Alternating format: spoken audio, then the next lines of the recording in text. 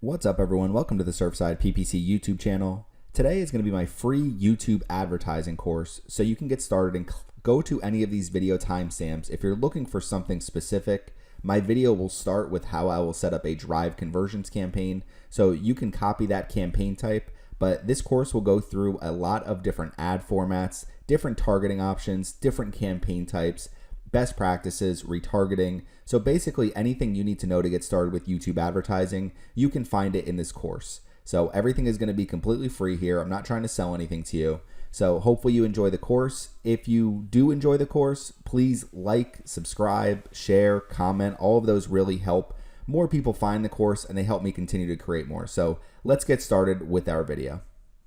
Today I'm going to be going over YouTube advertising, and I'm going to be showing you a tutorial for how I would set up a campaign for a new client. This is exactly how I would run YouTube ads if somebody reached out to me and asked me to run a YouTube ads campaign.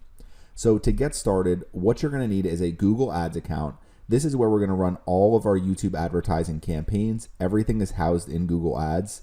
The other thing that you're going to need is a YouTube channel. So you can see I have a YouTube channel here for my brand Beachfront Decor, and what I am going to be promoting today is my beach Halloween decoration sale. Save 20% on all Halloween and fall decorations through October 15th. So I want people to see my videos, go to my website, and hopefully purchase one of these products or more from me. And we're going to be able to track every single purchase back to our YouTube advertising campaign.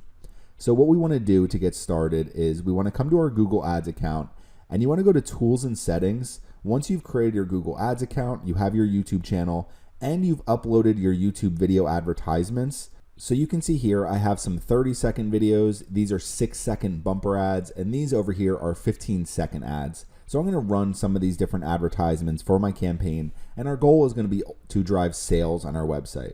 So once you have your YouTube video advertisements uploaded to your YouTube channel, you have your promotion ready on your website, you're ready to run your campaign.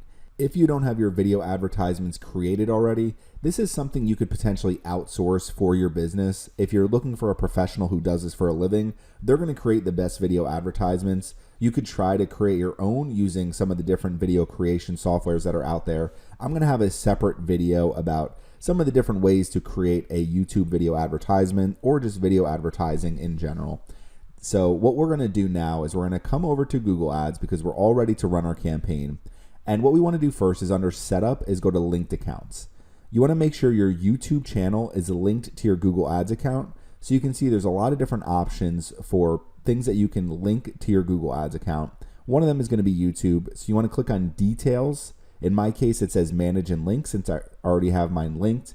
And when you click on the plus sign, all you need to do is search for your channel or paste the channel URL, and it will come up immediately, and you can request to link to that channel. And then all you need to do is just confirm the link, and you're going to be able to get additional information about view counts and engagement as far as your video advertising campaigns. And then you can also build remarketing audiences as well. Now, the next thing we want to do is set up conversion tracking on our website.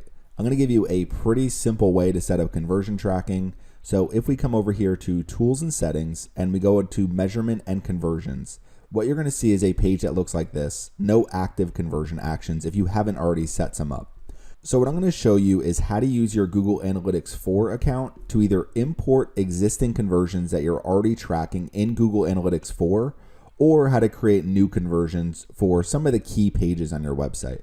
So if we come over here to Tools and Settings, we're going to come right back to Linked Accounts under Setup, and we want to make sure our Google Analytics 4 account is linked to our Google Ads account. So we're going to click on Details, and what you're going to see is if you already have your Google Analytics 4 account set up, so in this case, through my Google account, I have administrative access to my Google Analytics 4 account here. So you can see it already shows up that I have my Google Analytics 4 account here. So all we need to do under Actions is click on Link. So once we click on Link, we can import our Google Analytics audiences after linking. So we're going to click on Link here. And now you can see these are linked. So what we could do is go to Tools and Settings. We're going to come back to our conversions page under Measurement, click New Conversion Action.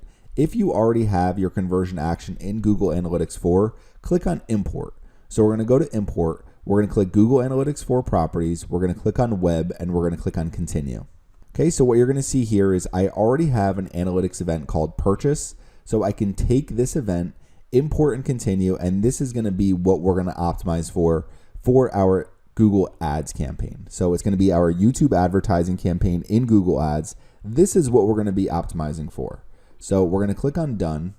Okay, and then one thing you just want to make sure is if we click on our conversion action under details, if we come to edit settings, you want to make sure it's a primary action used for bidding optimization. So we have purchase here.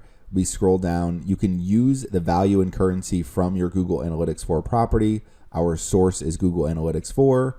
We have a click-through conversion window of 90 days, counting every conversion, and we're using the data-driven attribution model. So you can change some of those settings if you want. These settings work perfectly fine if you are running Google Ads and you want to make sure you're setting up conversion tracking. The other thing you can do is if you click on new conversion action here, after you link your Google Analytics 4 account, click on website. One of the options they're going to have is to enter your website domain and click on scan. So we're going to do that now. So we can scroll down here and you're going to see create conversion actions automatically from website events. So what you can do is select your conversion goal here. So let's just say, for example, somebody books an appointment on your website. You want that to be your conversion goal.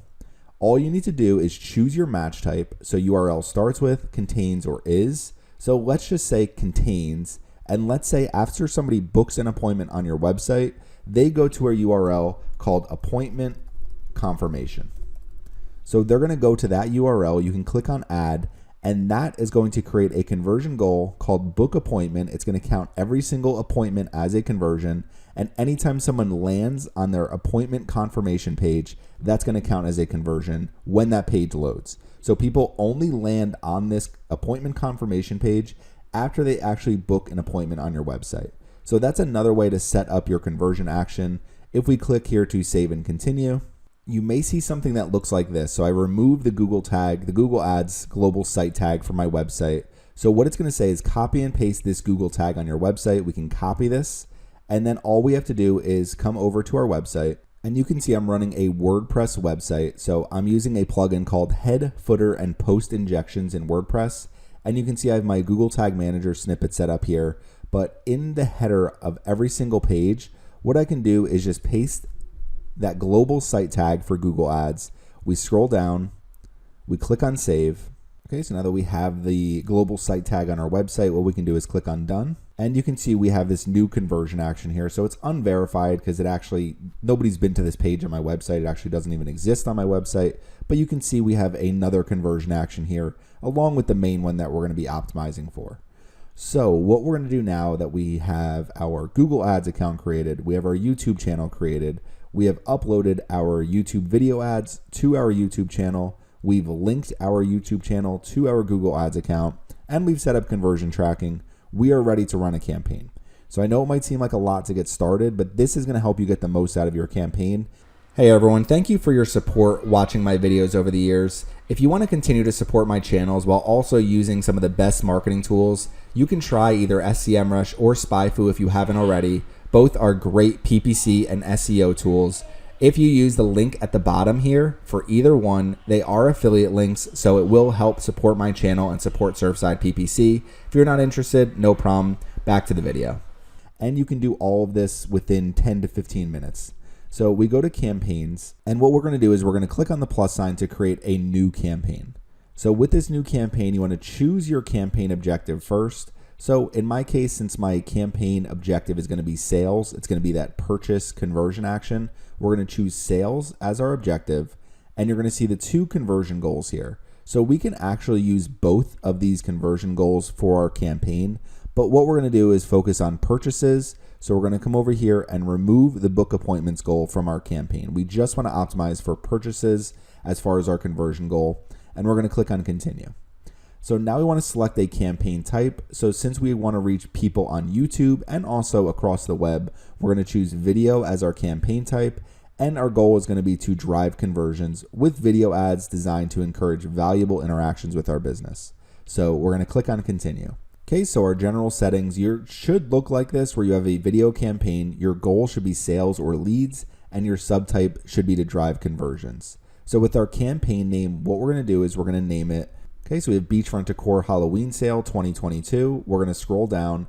you're going to see our bid strategy. So the bid strategy you want to use, you could either use maximize conversions or target CPA. With target CPA, you can actually set what you want your cost per action to be or your cost per conversion. Let's just say, for example, the average purchase on my website is $75. I would want to make sure I have a target CPA that's well below $75. So you can see the two here, $11.13 or $25.82 for a typical target CPA for a video campaign. In my case, I'm just going to choose maximize conversions here. So we're going to just try to get as many conversions as possible within our budget.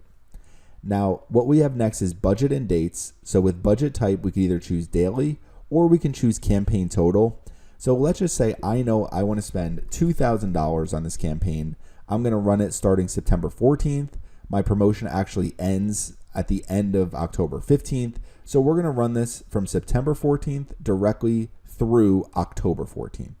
So we're going to have this campaign end immediately on the day the promotion ends. So everyone can get all of the purchases in sometime over the next 31 days.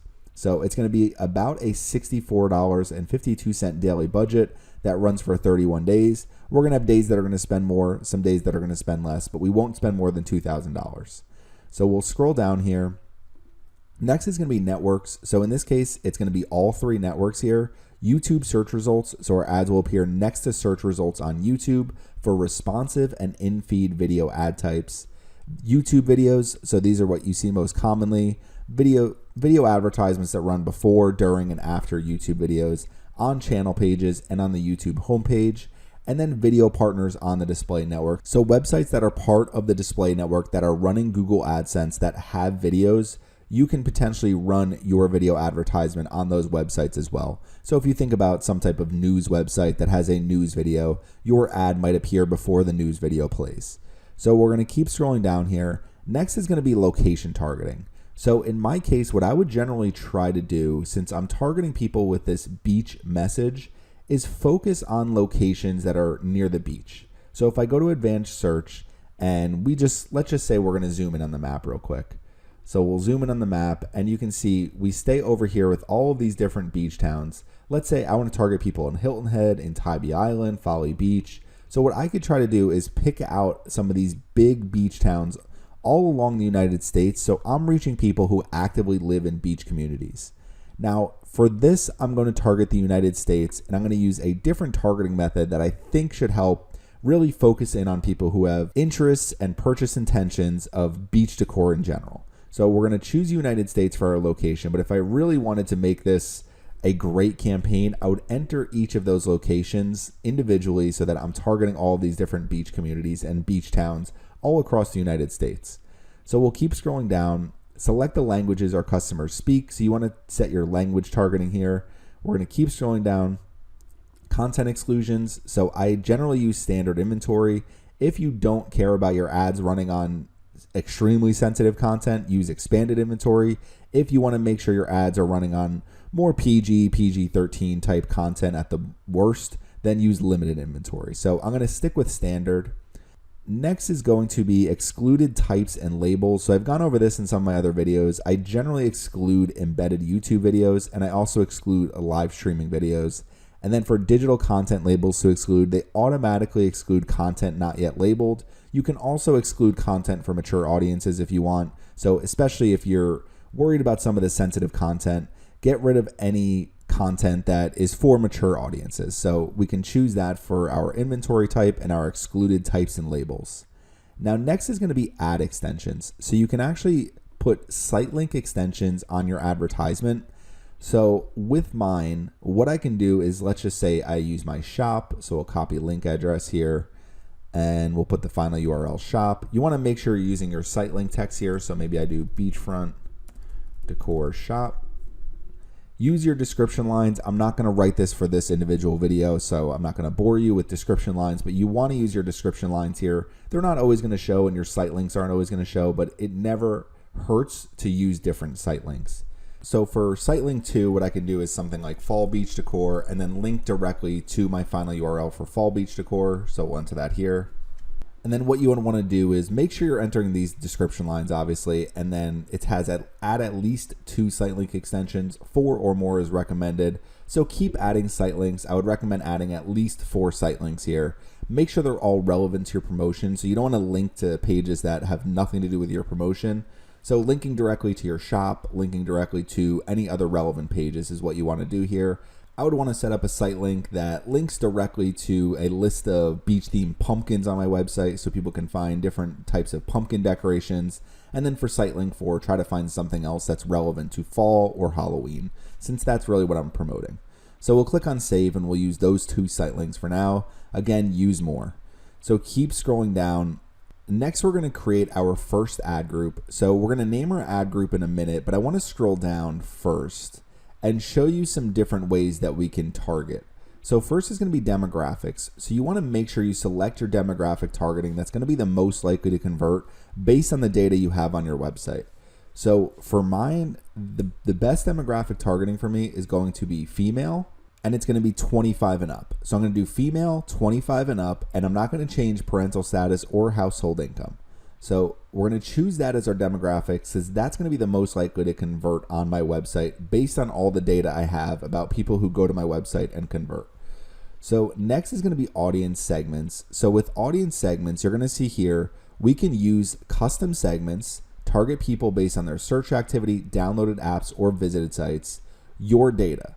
Your data is always going to perform best for a campaign like this. So you can use your remarketing lists. So if we go to browse, you can potentially target your website visitors. So I have here all users of beachfront decor, all visitors, and purchasers of beachfront decor. So these haven't actually populated yet because I just linked my Google Analytics 4 account. So we also have YouTube users. So anyone who has viewed my video ad over the last 30 days or YouTube users over the last 30 days. So if you're running YouTube advertising campaigns and you're really trying to drive conversions, your data is going to perform the best for your business, but these are also people that have already previously interacted with your business. So you need to decide whether you want to keep reaching the same people who have visited your website, watch your YouTube videos, and incorporate them in your campaign, or if what you want to do is target custom segments or in-market segments. So you can also use a combination of your data, of custom segments, of in-market segments, because if we scroll down here, one of the things you're going to see is optimized targeting. So what Google Ads is going to do is go find people beyond our selected audience that they believe, based on all the data they have about our audience that we're targeting, our landing page, our assets, they're going to try to find people who are going to be the most likely to convert. So if they look and say, okay, I'm promoting a beach Halloween sale, my selected audience is highly relevant to beach decorations and Halloween decorations, here's a group of people that also buy a lot of beach decor who are also actively looking for Halloween decorations. So that's what they're going to do with optimized targeting to try to reach people who are going to be the most likely to convert. For this campaign, I'm not going to be using my data, but feel free to add your remarketing list for your website visitors. You can use custom combination segments. So you can make sure you're adding your data here. Or what I like to do is use similar segments. So once your lists start populating, for example, this all users of beachfront decor list, once this starts to populate, what you're going to get is a similar to all users of beachfront decor. That is who I would target for a campaign like this. So next is going to be custom segments. What I would recommend doing is creating custom segments. I have one here for beach Halloween keywords. And if we come over here and just scroll over, you can see I have a bunch of different keywords like beach autumn decor, coastal Halloween decor, beach pumpkin decor, coastal pumpkins, nautical Halloween decor. These are people that if we click on new custom segment, people who have searched for those terms on Google. So it's going to try to find people who have these different purchase intentions. So you can use Google search terms that are highly relevant to your landing page. So for me, beach Halloween, coastal Halloween, all of these different keywords, I'm targeting people who are actively searching these keywords on Google. Name your segment, enter your Google search terms here. You can also just go to your SEO keyword list or any of the keywords that you're actively bidding on through Google Ads already. Enter all those search terms here, click on save, and then you can target that custom segment. So you can see if I come to browse, I have a couple different custom segments here. One is beach decor purchase intentions, and one is beach Halloween keywords. So for this one, since my weekly impressions is 100 million to 500 million, I think it's a highly relevant audience. and it's probably going to be one of the best audiences I can target outside of targeting my data. So we're going to keep scrolling down here. The other thing you can add are in-market segments, life events, detailed demographics, and affinity segments. Now, affinity segments are going to be very broad interests. So somebody with banking and finance, it's people who have shown any level of interest in banking and finance, not people who are actively looking to purchase anything, just people who have shown some level of interest in some of these different affinity segments. So I'm probably in the food and dining affinity segments just because I look up recipes to cook for dinner sometimes. So that's kind of how affinity segments work. They're going to be very broad. Now you could use detailed demographics like parental status, marital status, education, home ownership, employment. Those could all be useful depending on what you're promoting. You can use life events, so people who have recently created a business, people who have recently graduated college, people who are actively doing a home renovation. So different life events could also be useful. I like in-market segments a lot. So with in-market segments, you're going to find people who are actively looking to purchase something. So for autos and vehicles, I can say motor vehicles, people who are actively looking to buy a new motor vehicle. So different things that you can target. You can also search here. So if I search something like Halloween, you're going to see Halloween costumes, information, events, supplies. So I can come here and target people looking for Halloween decorations. So you can see 150 million. So I can say, okay, let's target people who are looking for Halloween decorations, and let's target this beach Halloween keywords. And then what we're going to be doing is using optimized targeting. So what Google Ads can do is use some of the targeting that we set, and then also go out and find more people. Now we can incorporate our data as well here. So let's just say we want to target all users of beachfront decor. So as people do visit our website, we're going to keep targeting them with our ads. So if we use these three different segments, a custom segment of beach Halloween keywords, an in-market audience of people looking for Halloween decorations, and everyone who's visiting my website, we should be able to reach a very targeted group of people that are going to be the most likely to convert. So let's scroll down and let's click on advanced settings. So you can also narrow your reach for where you want your ads to show. Truthfully, I don't really ever do this anymore. I used to use placement targeting a lot. I used to incorporate topic targeting much more often, and I've used keyword targeting too. So if you use keyword targeting, you can enter a lot of different keywords here, and what they're going to do is target relevant content to those keywords. So if I use keywords like home and garden, home improvement, home renovation, it's going to try to find content related to those keywords.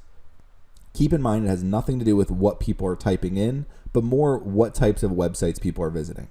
Next is going to be topics. So you can say you want to show ads on content about specific subjects. So for the new car example before, you could say I only want to show my ads on topics related to autos and vehicles. So again, this isn't perfect. So if you're targeting content like this, you're going to see irrelevant content based on what you're targeting. So don't get too crazy with targeting content. I would highly recommend focusing more on your audience segments and who you're targeting rather than where you're targeting them. Placements, you can target by specific videos, specific YouTube channels, video lineups, websites, apps. So you can choose placements here. I've built massive placement lists before, but now I really just focus on audiences. Next is going to be to create our video ads. So we're going to come back over here, and I have some different video ads I'm going to run. So we'll start with this version 1.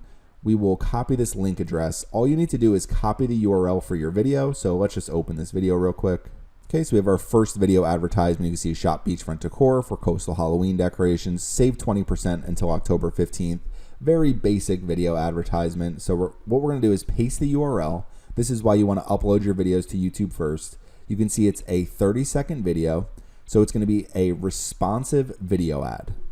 This is most likely going to show as a skippable in-stream ad, but if we go through some of the different formats here, you can see in-feed video, you can see skippable in-stream. So a skippable in-stream ad, when someone is watching a video on YouTube, it's going to look like this, where they can skip the advertisement. It's going to have our logo, our brand name.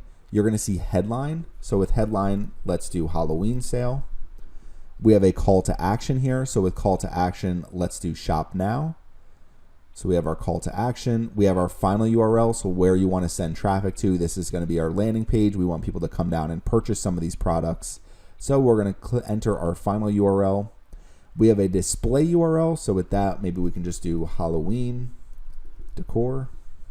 Now we can also come over here and see what it looks like on desktop. So with desktop, we have same thing. So shop now over here. We have Halloween sale, beachfrontdecor.com. People can skip our ad, and then they're also going to have this overlay here as well. So just different ways your ad's going to look, just to get an idea of what your advertisement looks like to people who are viewing it. So scrolling down, long headline and description. Our long headline is 90 characters. Our description is 70 characters. So I'm going to enter both of those now. Okay, we have our long headline here, and you can see our long headline: save 20% on beach-themed Halloween and fall decorations through October 15th. Products are selling out fast. Shop today. So that's our description. So you don't have to use all the characters, and the characters might get cut off if you use every single character. So feel free to make sure you're just getting across the exact promotion you want people to take advantage of. So we have our call to action, our headline, our long headline, our description. And what we want to do next is create our companion banner, which shows, if we come over here to desktop, skippable in stream, companion banner shows right here above our logo, our headline, our URL, and our call to action. So I've already created a companion banner. You want to create one that's 300 by 60 pixels. So I'm going to come to this one that's already uploaded. Halloween 20% off sale. You're going to see it up here to the right hand side. So just another way to show our actual sale. It's not a huge image, so you can create multiple companion banners and run different ones along with your ads. So for this one, what we're going to do, okay, we have 30-second video ad 1, and now we come down here to ad creation, and that's our first video advertisement, a responsive video ad. So let's create a new video ad, and we're going to do the same exact thing. You want to copy the URL. So we could do this with version 2. Similar video ad, just different images, a little bit different copy. And I can also use some of these shorter videos down here as well. So let's just actually do a shorter video. We'll use this 15-second video. So we're going to copy the link address for this one. We're going to paste it. Okay, so this is going to be, it's actually a 14-second video. So it's going to be 14 seconds. People can skip this one as well. It's a skippable in-stream ad. So we're going to come over and do the same exact thing. So we'll paste our final URL here. We have our display URL. We'll do the same thing. Now what you can do is try different headlines. So since your headline's only 15 characters, my other one I did Halloween sale. What I could do is something like 20% off decor. Okay, and then it's a little bit bigger and it kind of highlights our actual promotion rather than just putting Halloween sale. So you can test different headlines, different long headlines and description lines as well. Okay, we're going to use the same long headline, save 20%. Description, I did Coastal and Beach Halloween Decorations Ultimate 2022 Guide, which is really just the name of our article here. So you can test different ad copy out. You can use the same advertisement, like we use the 30-second video ad 1, and just test different ad copy and see if anything works better. So we can also use different companion banners. We're just going to use the same one across this campaign. So let's see, we have everything here. So we're ready to create a new video ad. Okay, so we have our 30-second ad, we have a 14-second ad. Let's do one more 30-second ad. So we'll do version 2 here. We're going to copy the link address again, and we're going to paste again up here. So now we have another 30-second ad, and we'll just enter our ad copy. Okay, so for this one, for display URL, I'll put Halloween sale. We'll do shop now. We'll do 20% off today. Okay, we'll try to create a little urgency. Okay, so long headline, I just have save 20% today on beach Halloween decorations. Description, get fall coastal inspiration for your beach home decor. So you can test a lot of different ad copies. And companion banner, you could auto generate using our channel banner. I'm just going to keep using the image we've already uploaded. So we have, okay, I'm going to create one more 15-second video ad. So we're going to click to create one more, and I'm going to fast forward to this part a little bit. Okay, so now we have a second 15-second version, so 14 seconds, but not a huge deal. So we have our two 30-second video ads. We have our two 15-second video ads. We're ready to create our campaign. Okay, our campaign is ready. We can continue to our campaign. Now, one thing to keep in mind, and I always go over this after I create a new campaign, is we can run this campaign with just this one ad group. There's plenty of different audience targets in this ad group that we're going to be reaching a lot of different people throughout this entire campaign that we're running for the next 31 days, spending $2,000. So what you want to do is you want to monitor your performance early on for this campaign. See if you're driving conversions, see how long people are watching your videos, and see if any of your advertisements are resonating. If you're having issues, a couple different ways to improve video performance. Try a different video ad. Create something that's different from the other ones you already have been running. You can always incorporate new video ads. Maybe you want to do one after a couple weeks of running this campaign. Incorporate a couple different video ads. You can try longer versions. You can try shorter versions. So it's always worth testing your actual advertisements. You can also test your landing page. If you're finding that people are clicking through to your landing page and they're not ever converting, then what you want to do is try a different landing page. Maybe make sure your sale is more prominent on the landing page. Make sure you have products right at the very top when people go and visit your page. So you can always test different landing pages, different advertisements. And if you come over here to ad groups, let's just say you create a couple new videos, you can always come over here to ad groups and take your existing ad group, come select it, go to edit, copy, and then edit, paste. And it's going to paste that exact ad group with all of the advertisements you've already created. So what you can do is adjust your targeting in there. Maybe you want to try to target some different types of content, some topics, use keywords to target some different pages, use placements if you know you want your ads to run in certain places. So you can always try that. You can try to narrow down your targeting a little bit more to just your remarketing audiences or people who are actually actively viewing your videos. So all of these different things can help improve performance after you launch your campaign. And the number one thing about Google Ads is you need to test your campaigns for a little bit, because you might run your campaign for 1, 2, 3 days and you're not really seeing conversions. You're going to see your campaign performance improve over time. And it will only help over time if you do test your ads, your landing pages, your audiences, the content where your ads are showing. So you can always adjust all of those things for your campaign. And let's just say we come into settings here real quick. So you can adjust your bid strategy too. So if you start driving conversions, you can always switch to a target CPA bid strategy. So just some different options that you have as far as your bidding, the advertisements people are seeing, where people are going after they're done with the advertisements. So keep that in mind as you are running your campaign, because your performance should improve over time with your YouTube advertising campaigns. Next, I'm going to be going over some different YouTube ad formats and some of the different YouTube campaign types that you can run.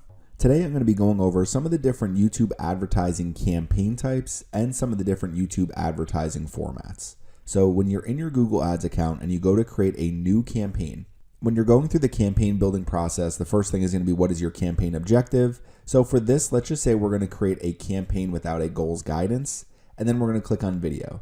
You can see some of these different video subtypes here. So this is what I'm going to go through today. And then in addition, with different subtypes, you're going to see customize your own settings with skippable in-stream ads, bumper ads, or in-feed video ads. Skippable in-stream ads, non-skippable in-stream ads, or bumper ads. So for different campaign subtypes, you can actually run different video formats. So let's come over here and go through some of the different video formats first. So if we're looking at YouTube ad formats, the 6 main options you have are skippable in-stream ads. So this is the most common advertisement type on YouTube. You probably see them all the time if you're on YouTube, where you have the option to skip an advertisement that is playing either before, during, or after a video. Now, non-skippable in-stream ads, very similar, except they're 15 seconds or less, and you're not allowed to skip them at all. In-feed video ads. So in-feed video ads are actually thumbnails that will appear under the YouTube search results, they'll appear on the YouTube homepage, and they'll appear in the YouTube Watch Next feed. So in-feed video ads, people actually have to click on the advertisement to view your video. So it's a little bit different than some of the other options that run as someone is watching a video. So with in-feed video ads, it's actually a thumbnail. You're going to get a headline. It's going to show your brand name. People can click it and actually watch your video. Now, bumper ads are 6 seconds or less. These are also non-skippable in-stream ads, but they're 6 seconds or less makes them bumper ads. Outstream ads appear only on mobile devices. They'll appear on mobile websites or in mobile apps. They don't appear at all on YouTube. So it's only on the Google Video Network. And outstream ads will play automatically within content, and they will generally start playing as someone is scrolling through the website, or maybe they're switching pages. It will start playing and people have the option to click it and listen to the advertisement as well. So the video is going to autoplay on mobile devices. Now, masthead ads, these are the advertisements that are featured at the very top of the YouTube homepage. With masthead ads, you can't actually create campaigns that will allow you to run this video ad format directly through Google Ads. With these, you actually have to go through a Google sales representative and purchase a masthead ad. So masthead ads are definitely for large advertisers who, for example, it might be a movie studio that wants to advertise a new movie that's coming out on Friday or the following week. So that's an example of a masthead ad. So going a little deeper into the different ad formats, skippable in streams before, during, and after videos, run on the YouTube network and Google Video Partners, 11 seconds or longer for skippable in-stream ads. They will work with all campaign objectives. And then the different bidding strategies you have, you can choose every different bidding strategy with skippable in-stream ads depending on the ad campaign that you're running. Now, non-skippable in-stream ads, pretty similar before, during, and after, YouTube and Google Video Partners. The main difference is they are 15 seconds or shorter. They only work with the brand awareness and reach objective, and they use target CPM bidding. So you're bidding for every 1,000 impressions of your video advertisement.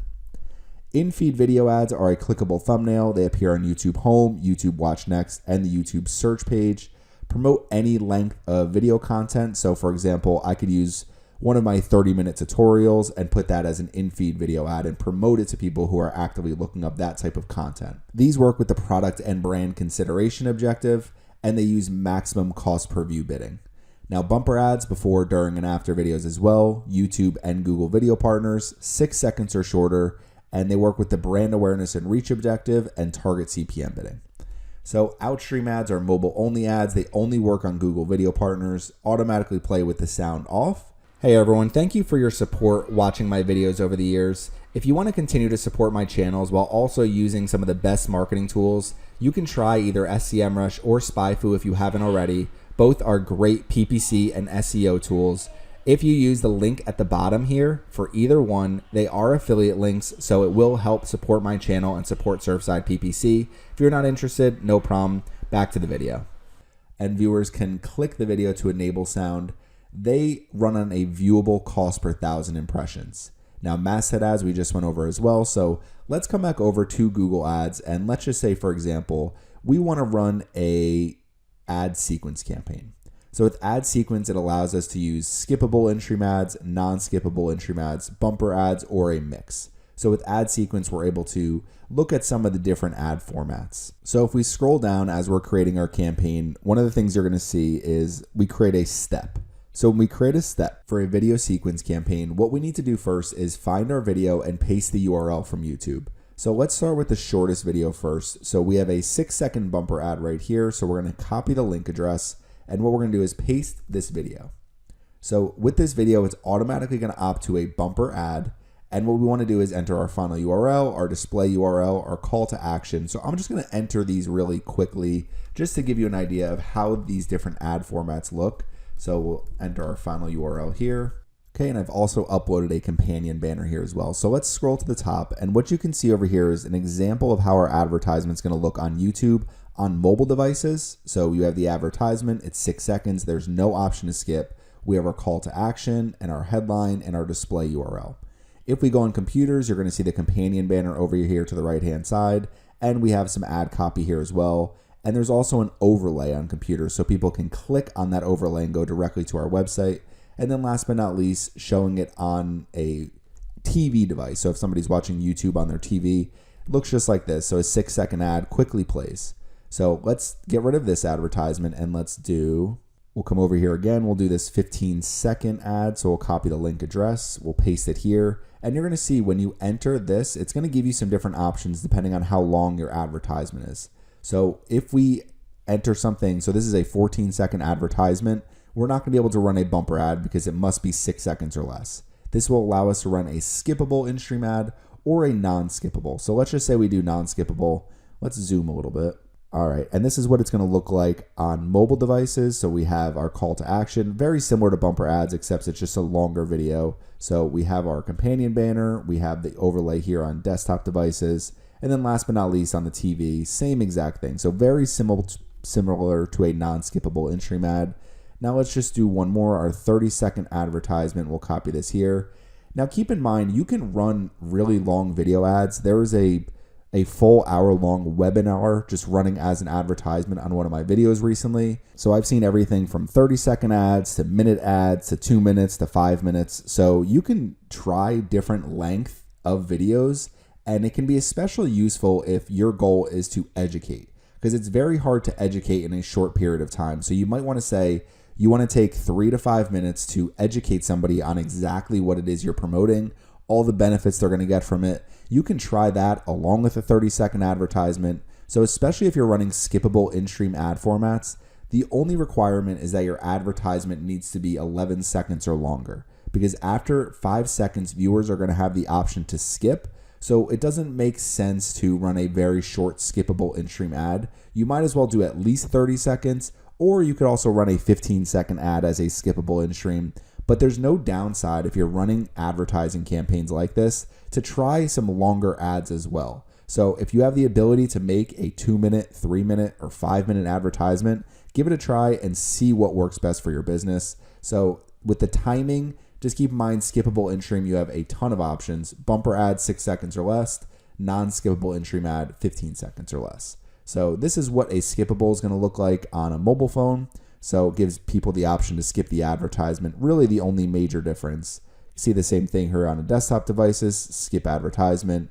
And then if we're on a TV, they can skip the ad as well. So just different ways that your advertisements are going to look on YouTube. So the other thing we can do here is let's just come back to the top, and we're going to click here and come back to campaign objective. So let's just say, for example, we'll make this smaller again. Let's say, for example, we want to use the sales objective. So we have our conversion goals. We click on continue. We do video. The only option we have is drive conversions. So let's come back over and looking at some of the different YouTube ad campaigns. So drive conversions, non-skippable in-stream, target frequency. So with target frequency, you could actually say you want someone to watch your video advertisement multiple times in the same week, and you can set that as a target for your advertising. Ad sequence, you can show people your advertisements in a specific order. Efficient reach campaign, so that the ultimate goal is to reach as many people as possible without spending a ton of money. Last but not least is influence consideration. So a lot of these are product brand consideration type campaigns. So if you're looking for the best possible results, I would highly recommend using the sales or leads objectives and then making sure you're optimizing for your conversion goal, selecting the video campaign type, and using drive conversions. So that's what I would recommend using. Now, if we come back to the top here, we change our campaign objective to product and brand consideration. We're under video. You're going to see influence consideration here.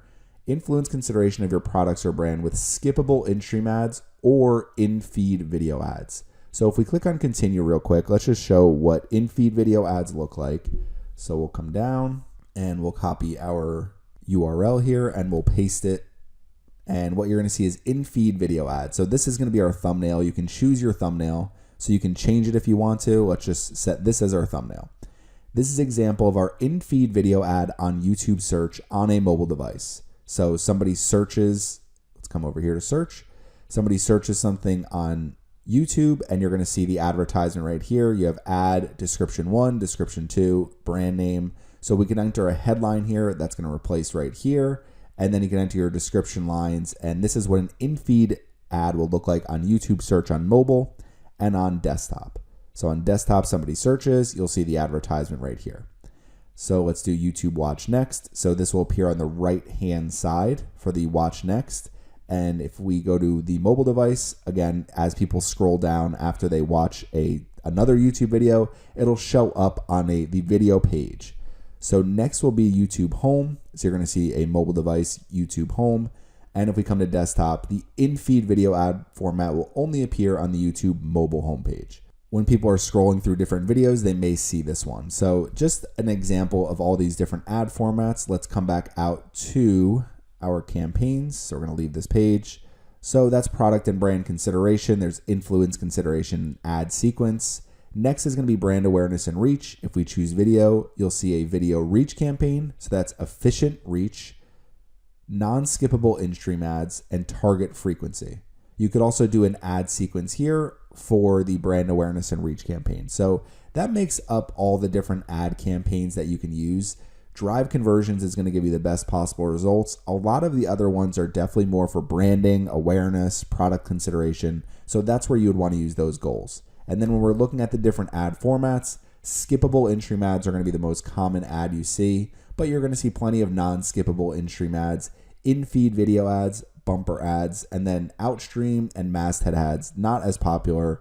Masthead only on mobile devices on the Google Video Network, so never on YouTube. And then masthead ads you actually have to purchase through a Google sales representative. Next, I'm going to be going over some different YouTube advertising targeting options so you can figure out different ways to reach the right audience at the right time. Today, I'm going to be going over all the different YouTube targeting options that you have when you're creating a YouTube advertising campaign. So we're going to start here in our Google Ads account, and just to continue with the same example I've been using, I am going to be promoting my beach Halloween decorations guide, and let's just say I have this promotion, 20% off all Halloween and fall decorations through October 15th. So that's what I'm going to be promoting today. So we want to come up with some really good targeting to make sure we're reaching people who are going to have an interest in this promotion. So let's come back over here to our Google Ads campaign screen, and let's click on the plus sign, and we're going to create a new campaign, but I'm going to eventually come back out to show you some different things to make sure that we can use all of the different targeting we have available to us. So we're going to come in here to create a new campaign, and let's just say we want to drive sales. We are going to use the conversion goal of purchases. So we're going to remove this book appointments goal. So our campaign is going to be set up to drive purchases on our website. So we're going to click on continue. Next is going to be a campaign type. So for here, we're going to choose video, and then it's going to give us just one option here to drive conversions. So let's click on continue. And what you're going to see here is we can name our campaign, we can set our bid strategy, we can set our budget and our dates. So I'm just going to set this for now just because I'm going to show you some different things throughout this video. So we'll just say we'll set a $10 daily budget. Now, first things first is networks where your advertisements are going to run. So when you're running a conversions campaign, it's going to automatically opt you into all three of these different networks. You can adjust these networks where your advertisements run, because if you want to just make sure you're staying on YouTube, there are some different campaign types that give you the option to exclude video partners on the display network. In this case, we're going to be using the YouTube search results, YouTube videos, and video partners on the display network for this campaign. Now, location targeting. So if we really want to get a good target for something like beach Halloween decorations, what I can do is come in here to location targeting, go to advanced search, and start targeting some of these different beach areas along the coast all over the country. So I can make sure that people who live all along the coast are going to be more likely to see my advertisement than, let's say, someone who lives in the mountains in Colorado. So you want to make sure with location targeting, you're also targeting people who are going to be the most interested in whatever you're promoting. And then the other thing with location targeting may be pretty obvious, but set the locations where your customers are located, the places where you actually either provide your services or actually ship out your physical products. So if we do come into advanced search here, and let's just continue with my Colorado example I showed you. So if you're targeting Denver, for example, Colorado, and you just enter Denver as a location here, you're going to see a lot of different options. So if you want to target the entire Denver market, you want to use the Nielsen DMA region, because that's going to be the entire Denver market, and you're going to see it's a large area. So when you scroll in here, it actually goes into Wyoming, it goes into Nebraska. So the entire Denver market is a huge area. Now, if we get rid of this and we again use Denver as our example, you're going to see just targeting the city is just going to target this area around Denver. So if you're looking for a larger market, use the Nielsen DMA region that's built in to Google Ads. Now, the other thing you're going to see is they have Denver County, so you can target the county. And also make sure you're not targeting Denver, North Carolina and Pennsylvania if you are in fact trying to target Denver, Colorado. The other thing you can do is target the airport. So that's another option you have. You can target congressional districts. You can see the county here. You can target the entire state. And then you have the Nielsen DMA region. And then you can target the entire country of the United States. So make sure when you're setting up your targeting, you pick the locations that are going to be the absolute best for your business, and you can get a lot of this data in your Google Analytics 4 account as well. I'm going to keep mine set as United States for now, and we're going to move on to languages. So you want to select the languages your customers speak, and keep in mind if your entire campaign, your video, everything is in a certain language, you might want to set up separate campaigns for different languages. If you are targeting, for example, your English speaking customers with a certain video, and then if you're targeting your Spanish speaking customers with a certain video, separate out your campaigns using different languages. So in this case, my campaign is all going to be in English. My video is in English. So I'm just going to choose English for my targeting, but you can select from some of these other languages here for your language targeting if it makes sense for what you're targeting and who you are promoting to. So in my case, I'm going to choose English as the language targeting, and we're just going to keep the location as United States. But we're going to keep scrolling down. Content exclusion. So this is really going to be more geared towards targeting specific types of sensitive content. So if we come in here to inventory type, you can have access to essentially the entire inventory of YouTube and the Google Video Network by choosing expanded inventory, but you might have a video with excessive profanity, graphic sexual content. So keep that in mind if you do choose expanded inventory. Standard inventory, going to get rid of some of those videos that have some sensitive content, and then limited inventory to make sure you're really excluding sensitive content as much as possible. The thing is, limited inventory will limit the amount of videos you can promote on. Standard inventory will limit it compared to expanded, and then obviously expanded, you have the most videos available to you to promote your brand. So you can adjust this if you want, depending on what you're promoting. If you don't care if your ads are showing on sensitive content, choose expanded inventory. If you want to make sure you're really focused on more PG, maybe PG-13 videos, stick to limited inventory. I like to just choose standard inventory, so kind of get the best of both worlds there. Next is going to be excluded types and labels. So if we come here, you can select certain content types to exclude, such as embedded YouTube videos and live streaming videos. A lot of times I will exclude these types of content. And then over here under select digital content labels to exclude, I'll generally exclude content not yet labeled, and sometimes I'll exclude mature audience content. So it just depends on what you're promoting. I don't really have a huge issue with it for this campaign, so I'll keep it like this, where I'm excluding these content types and I'm excluding content that hasn't been labeled yet. As you can see, our available impressions is still incredibly high, so we shouldn't have any issues spending our entire budget. Okay, so site link extensions you can add to your advertisements. Since I'm just going over targeting today, I'm not going to be doing that in this campaign. Devices, you can choose the devices that you're targeting. So that's another option as far as targeting goes. If you want to just target maybe people on computers, maybe people on TV screens, you can choose that and set specific targeting for devices. And then there's advanced targeting available as well. So depending on what you're promoting, you might want to show on just specific devices. So I'm not going to change that for this campaign either. Frequency capping. So this is another good thing as far as targeting. You can cap view frequency to say, I don't want someone to watch my video more than 3 times in a given day. So make sure that you're not showing your advertisement to the same person over and over again. You could do the same thing with impression frequency as well. So how many times your video is actually an impression when someone is using YouTube or the Google Video Network. So I like to use frequency capping. Let's just set our 3 per day. Our video ad shouldn't be shown to someone more than 3 times in a given day, and we want to make sure we're reaching unique people and not showing our ad to the same person over and over. So another targeting thing is frequency capping. We can set ad scheduling if you want to make sure your ads are only running at a certain point during the day.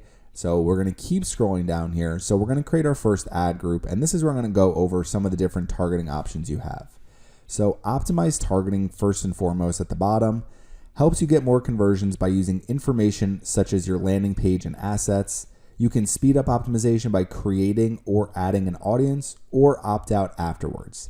Now, I keep optimized targeting on because what it does is it's going to take the audiences that we're targeting and it's going to take our landing page, our advertisements, all the information that we give Google Ads, and they're going to use all that information to try to find people who are going to be the most likely to convert. So optimized targeting helps you get more conversions by using information. So there's no downside that I've seen from using optimized targeting. It's only going to expand your targeting and try to find people who are going to be more likely to convert. Next is going to be people who we want to reach. So what we need to do here is click on the drop down here. What you can do is choose specific gender targeting. If you want to say, I just want to target people who are male, if you just want to target people who are female, or you could just leave it wide open as far as gender targeting goes. Age, you can just target specific ages. You can target specific parental status, and you can target by household income. Now, household income is only available in select countries, and there's certain targeting you're not able to use depending on what you are actually promoting. So you might have an issue where your ads are disapproved. So if you do have any of those issues, Google Ads will tell you why it's been disapproved, and it's probably based on what you're promoting and who you're promoting it to. So in the case of beachfront decor, the gender that is the most valuable for my business is female, and the age group that's most valuable is 25 and up. Parental status, I generally have more parents than non-parents, but it's not a huge deal and it doesn't make a big difference as far as conversion rate or any of that goes. So I generally, if I'm targeting with demographics, I will do female, 25 and up, because that's going to be the most valuable group for my business. So depending on what your demographic targeting is, again, use the data that you have from Google Analytics 4, any data that you have as far as sales, conversions, and who's going to be the most likely to convert on your website. That's where you want to set up your demographic targeting. Next is going to be audience segments. So audience segments is going to be the main part of this video. So we're going to start at the bottom. Now, keep in mind, what you're saying here is choose who should see your ads. So the three different options they're showing here: custom segments, your data, and interests and detailed demographics. So I'm going to start at the bottom with interests and detailed demographics, and then I'm going to come up here to custom segments, and then I'm going to go over your data. Now, one of the things you're going to see is they recommend using your data and they recommend using custom segments, which is what I would recommend to you as well. So you're not going to get the best results by using interest and detailed demographics because you're going to have very broad audiences. So if we click here for interest and detailed demographics and we go to browse, you're going to see in-market segments, life events, detailed demographics, and affinity segments. Now, affinity segments are very, very broad interest groups. For example, food and dining, if we click on the drop down, coffee shop regulars, fast food cravers. So you have these very broad groups of people. And what you can do is try to incorporate some of the affinity segments, but to me, they're just way too broad. So for example, with food and dining, I'm probably in several food and dining categories just from looking up recipes online. I'm probably in some banking and finance categories just from looking up some investing ideas. So you're going to be put into a lot of these different affinity segments, and they're just way too broad, and it's not people who are actively looking up anything. You're just essentially targeting these really broad interest groups. I personally would not recommend using affinity segments whatsoever for your targeting, so that's not something I'm going to go over too much. Just keep in mind these are really large audiences, and you're probably in a bunch of different affinity segments, and you might not have much of an interest in a lot of the affinity segments that Google has placed you in. Now, next is going to be detailed demographics. So this could be useful. For example, home ownership status. I could target renters. So if you have a specific message you want to get out to renters or homeowners, or if you're saying for employment, I want to target somebody who is at a small employer because I want to target them with some type of message, some type of product that I have that's going to benefit small employers. So you can try to use some of these different detailed demographics. Again, way too broad for me. I mean, I just don't see these being the best possible way to promote. And keep in mind, if you come in here to detailed demographic, you go to parental status, parents, and you're saying, I want to target parents of toddlers 1 to 3 years. If we start adding other targeting as well, then it's going to just keep expanding our targeting. So if I come in here to interest in detailed demographics, and I also say I want to target people with a home and garden affinity segment. So our impressions go from 3 billion available impressions to 8.3 billion available impressions. So if you're adding different types of targeting, it's just going to keep expanding who you are actually targeting. So we're not going to be using affinity segments or detailed demographics. You could try some of them if you want, but for me, I just don't find the best success with them, and I think they're way too broad. So we'll collapse detailed demographics. Next is going to be life events. This is trying to reach people as something in their life is happening. So if we scroll down here, we go to college graduation, and we could do recently graduated. So this could be an option as far as trying to target people with, if you're a recruiter or if you have some type of website where people can find a job. Maybe you have some type of, if you just recently graduated, here's the resource for you. So if that works for you and what you're trying to promote, then you can try to target some of these different life events. Again, still going to be very broad, but you could reach people as they are in a specific life event.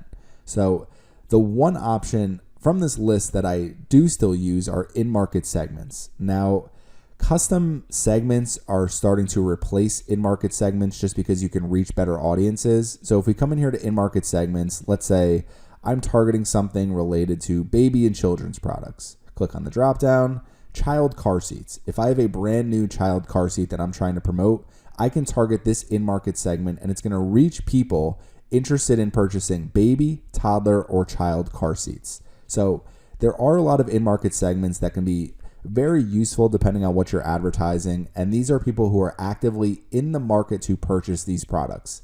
Now, these audiences are very large, 490 million, so you might have people in there that haven't been looking up child car seats for several months. You might have people in there that have already purchased all of their child car seats and they're still in this in-market segment. So it's not an absolute perfect audience, but it is a great way to find people who are actively researching something. And if we do come in here and we click and we search, so I'm targeting Halloween beach decor. So if I search Halloween, I can find people in the market for Halloween supplies, for information about Halloween. And here we go.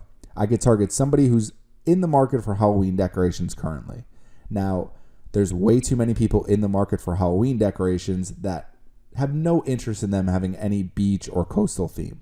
So that's where the issue with some of the in-market audiences come into play.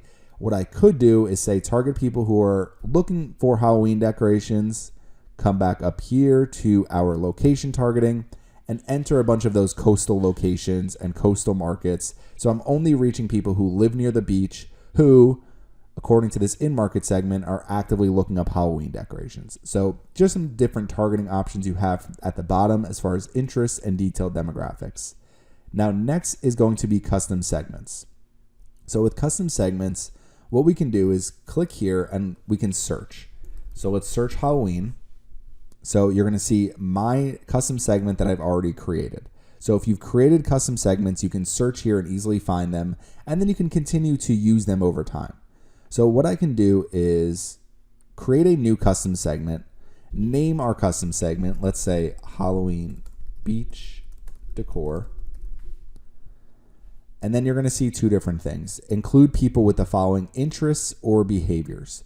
People with any of these interests or purchase intentions, which we can enter right here. So what we can do is say people who are purchase intentions are beach Halloween decorations. Okay, so if we just enter these three different interests or purchase intentions, what you're going to see is our gender, 62% male compared to female, age 18 to 24 and 25 to 34 are two of the largest ages, 70% non-parents, and some of the different topics people are actually looking up. So as far as the weekly impressions, 1 billion or 10 billion to 1 trillion is a ton of weekly impressions. So why I prefer to use people who searched for any of these terms on Google, if we click on people who search for any of these terms, keep them exactly the same, you're going to see our weekly impressions goes down to 100 million to 500 million. Gender goes to female, age 35 to 44, 25 to 34. This matches my demographics much more closely than the previous example with people with these interests or purchase intentions. So what I would recommend doing is creating custom segments and do people who search for any of these terms on Google, add all of the relevant search terms here, depending on what it is that you're promoting. And what you can do is just enter a few different keywords here. You don't have to have 100 or 200 keywords. Enter a few different keywords, name your segment.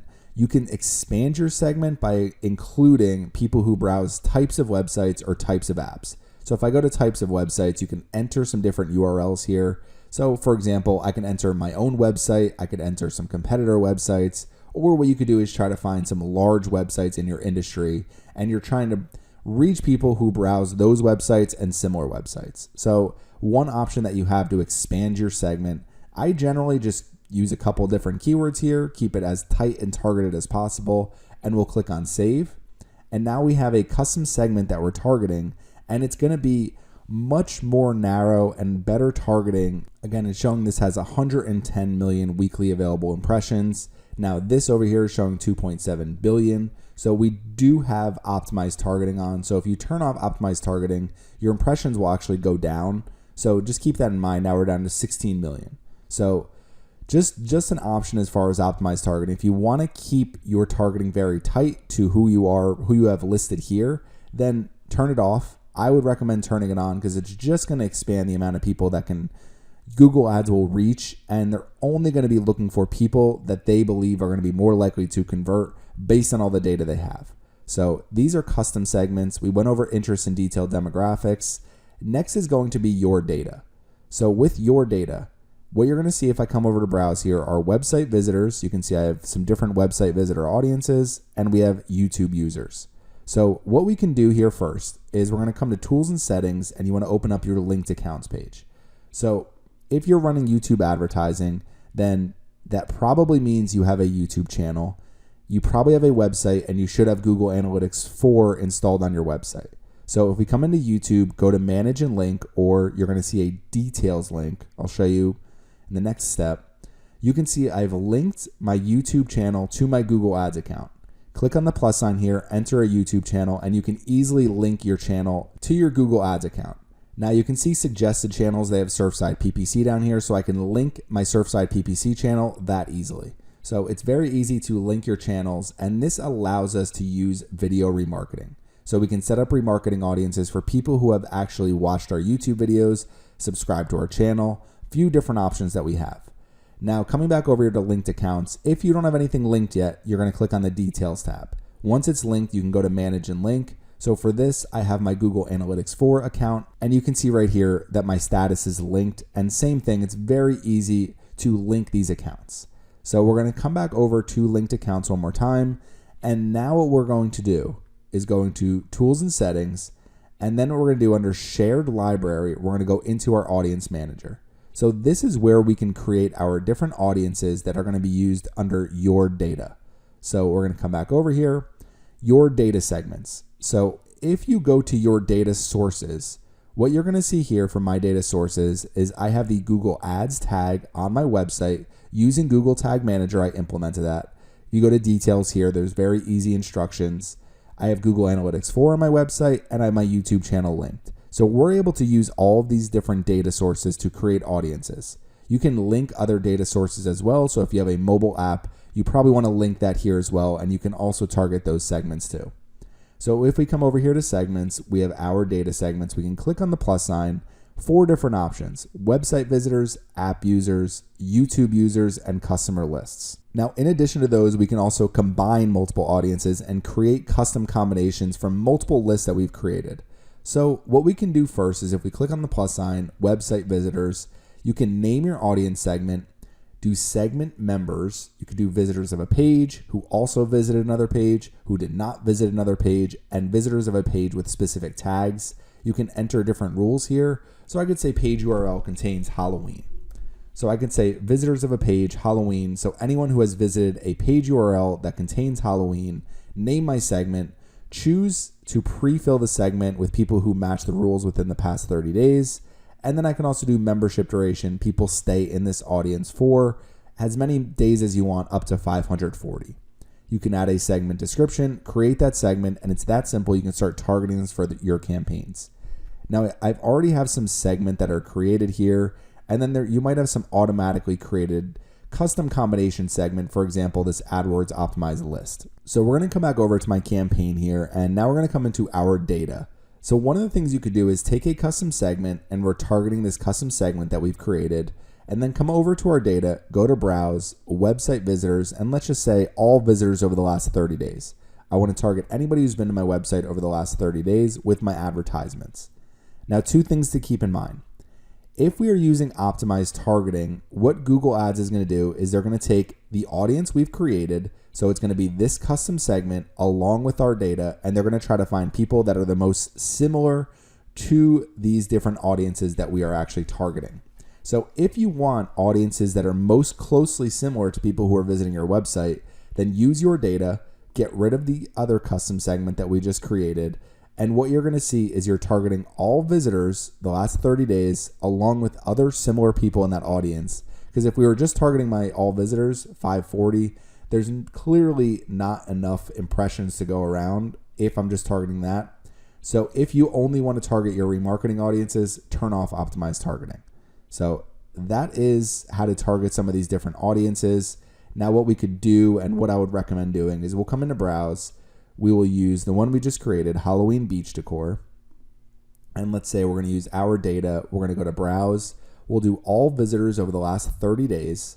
And then what we can also do is use our YouTube channel and say all YouTube viewers over the last 30 days. So anyone who's watching my YouTube videos on my channel for beachfront decor and anybody who's visiting my website, we want to add them to our targeting as well. So these are some of the different options you have. Our weekly estimates aren't available, but if you're using optimized targeting, you're going to have plenty of impressions available because they're going to use all of this data to try to find people who are going to be the most likely to convert. So these are some of the different targeting options that you have for all the different YouTube audiences. What we do is, again, in Audience Manager, click on the plus sign, YouTube users, you enter your YouTube channel here, and then you just select an action. Viewed any video, viewed certain videos, and you can enter the URLs here. You can do people who visit the channel page, subscribe to the channel. So there's a lot of different options as far as the different YouTube audiences that you can create and then target in your campaigns. So what I would do if I was launching a campaign like this is target this custom segment, target my data, and then turn on optimized targeting so Google Ads goes after the people that are going to be the most likely to convert. So the next thing under here for advanced settings is you can narrow the reach of your campaign by adding keywords, topics, or placements. So we're going to start with keywords here. What we can do is enter different keywords and it's going to target relevant content based on the keywords we enter. So I'm going to go away from my example here and let's just say I'm promoting a new baseball bat. So what I can do is say my product or service is a baseball bat. I'm trying to sell as many baseball bats as possible. Let's say I enter all of these different keywords here. Baseball bat online, metal baseball bat, where to buy. What Google Ads is going to do, now one thing you're going to see, video campaigns that drive conversions usually perform better without keywords. Removing keywords may lead to better performance. So Google Ads themselves is saying, don't narrow your campaign, just focus on the audiences that we're already targeting and keep it wide open. That's what I would recommend doing as well. But if you want to target the most relevant content possible, you can enter keywords here. And what Google Ads and YouTube is going to try to do is reach channels and different videos where they talk about baseball equipment and baseball bats. Now, it might limit your campaign a bit because if you're only showing your content on other related content, it's going to limit your overall campaign. So somebody might have a video on YouTube of the 10 best metal bats for 2022, and that's where your advertisement might show, which would be the perfect advertisement at the perfect time. But somebody also might have how they restore old wooden baseball bats. So if I enter wood baseball bat here, someone could say, hey, here's 5 old wood baseball bats. People that are watching those videos have no interest in actually purchasing a new metal baseball bat. So keep that in mind as you are actually targeting some of these different content ideas that you can use, whether it's keywords, topics, or placements. People who are watching specific content might not be in the market to purchase absolutely anything. So just keep that in mind that you don't really need to use this content targeting, but you can narrow your overall targeting and make sure that you're actually reaching people who are watching videos about specific topics that would be relevant for your business. So that's how keywords works. Next would be topics. Pretty self-explanatory. You can choose specific topics to show ads on content about specific subjects. So again, let's say we'll keep up with my baseball bat example. I can come in here to sports. We'll click on the drop down. Let's say we'll do some team sports. I can say baseball. So people who are watching videos about the topic of baseball are going to be seeing my advertisement, or at least are going to be the most likely to see my advertisement. I could say sports fan gear and apparel. So then people who are watching video topics or browsing the Google Video Network and they're on websites relevant to these topics, my ads will be more likely to show on those different websites and different YouTube videos. Sporting goods, baseball equipment, this would be the best topic to target for this type of, if I'm trying to promote a new metal baseball bat. However, I, again, would not recommend doing it. So we're going to clear all of these. We're just going to leave this wide open again. So next is going to be placements. So I used to use placement targeting all the time because let's say you're targeting for travel. You can come in here, browse, do travel, click on enter, and they're going to come up with a bunch of YouTube channels. If we come back here, a bunch of websites. So you can target some of these different travel websites. You can see their total impressions per week. Come back again, target specific YouTube videos. So This is another option you have as far as targeting placements. It could be useful if you want to try to reach people with some type of solution as they are browsing different websites and apps and video lineups and YouTube videos and YouTube channels. It could be useful to target placements, and sometimes you can reach people at the right time.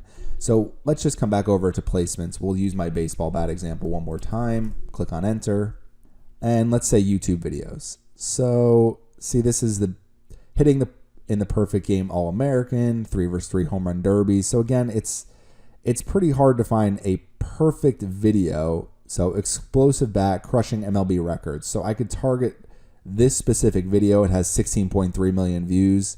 RIP to my DeMarini Green Zen, 111,000 views. I could try to target some of these videos, but as you can tell, just because someone's watching a video about a specific topic doesn't mean that they're in the market to purchase something that you're offering. So it might be something you want to do if you really want to reach people that you know are going to have the most possible interest in whatever it is you're promoting. So if I'm promoting a new golf club, I can start trying to target some different YouTube channels and videos related to golf. It is good targeting overall, but what you're much better off doing is using optimized targeting, incorporating your data by making sure that you have some retargeting audiences from your website, some YouTube remarketing audiences, and then what you can do is just create a custom segment. Reach people who are actively looking up the different things that you're promoting, even if you only enter 3 keywords like I did. So these are some of the best ways to actually target for your YouTube video advertising. And one thing I want to show you is, let's just say you use your YouTube video URL here, you create your video ad, you launch your campaign. So I'm going to fast forward to this part a little bit. So we're going to create a quick YouTube video ad. Okay, so we create one advertisement just for this example, and we go to create campaign. I like to show this people because sometimes people want to use different types of targeting, but they don't know how to do it. So you could either try to put all of your targeting into one ad group, or one of the things that I like to do is after you launch a campaign, take this ad group, we're going to select it, click edit and copy, and then we're going to go to edit and we're going to paste. And this is going to paste this exact ad group in our campaign. So we can pause it after pasting just so we're not running the same ad group twice. Okay, so now why I like doing this is you're going to see this new ad group, it's paused, but when you go into your new ad group, let's say you created 6 different video ads for your last ad group, you can see they're all going to paste here. So I only created one video ad. It's obviously not the greatest video advertisement in the world because I'm just doing it for this example, but if you copy and paste your ad groups, it will paste everything from that ad group, including all of your advertisements. So you don't have to go through the process of creating all your advertisements again. What we can do is just come in here to audience. So we're going to our targeting, and we have our number 2 ad group here because we don't want to run the same exact targeting for multiple ad groups. We'll click on edit audience segments. So what we could do is remove these audience segments from this one. And what you could either do is come in here to browse. Maybe you want to choose an in-market segment to target in this ad group and try some different targeting out. Otherwise, what you can do is stay here, click on save. So now we're targeting no audiences in this ad group. Come over here to content and maybe select a ton of different placements for where we want our ads to appear.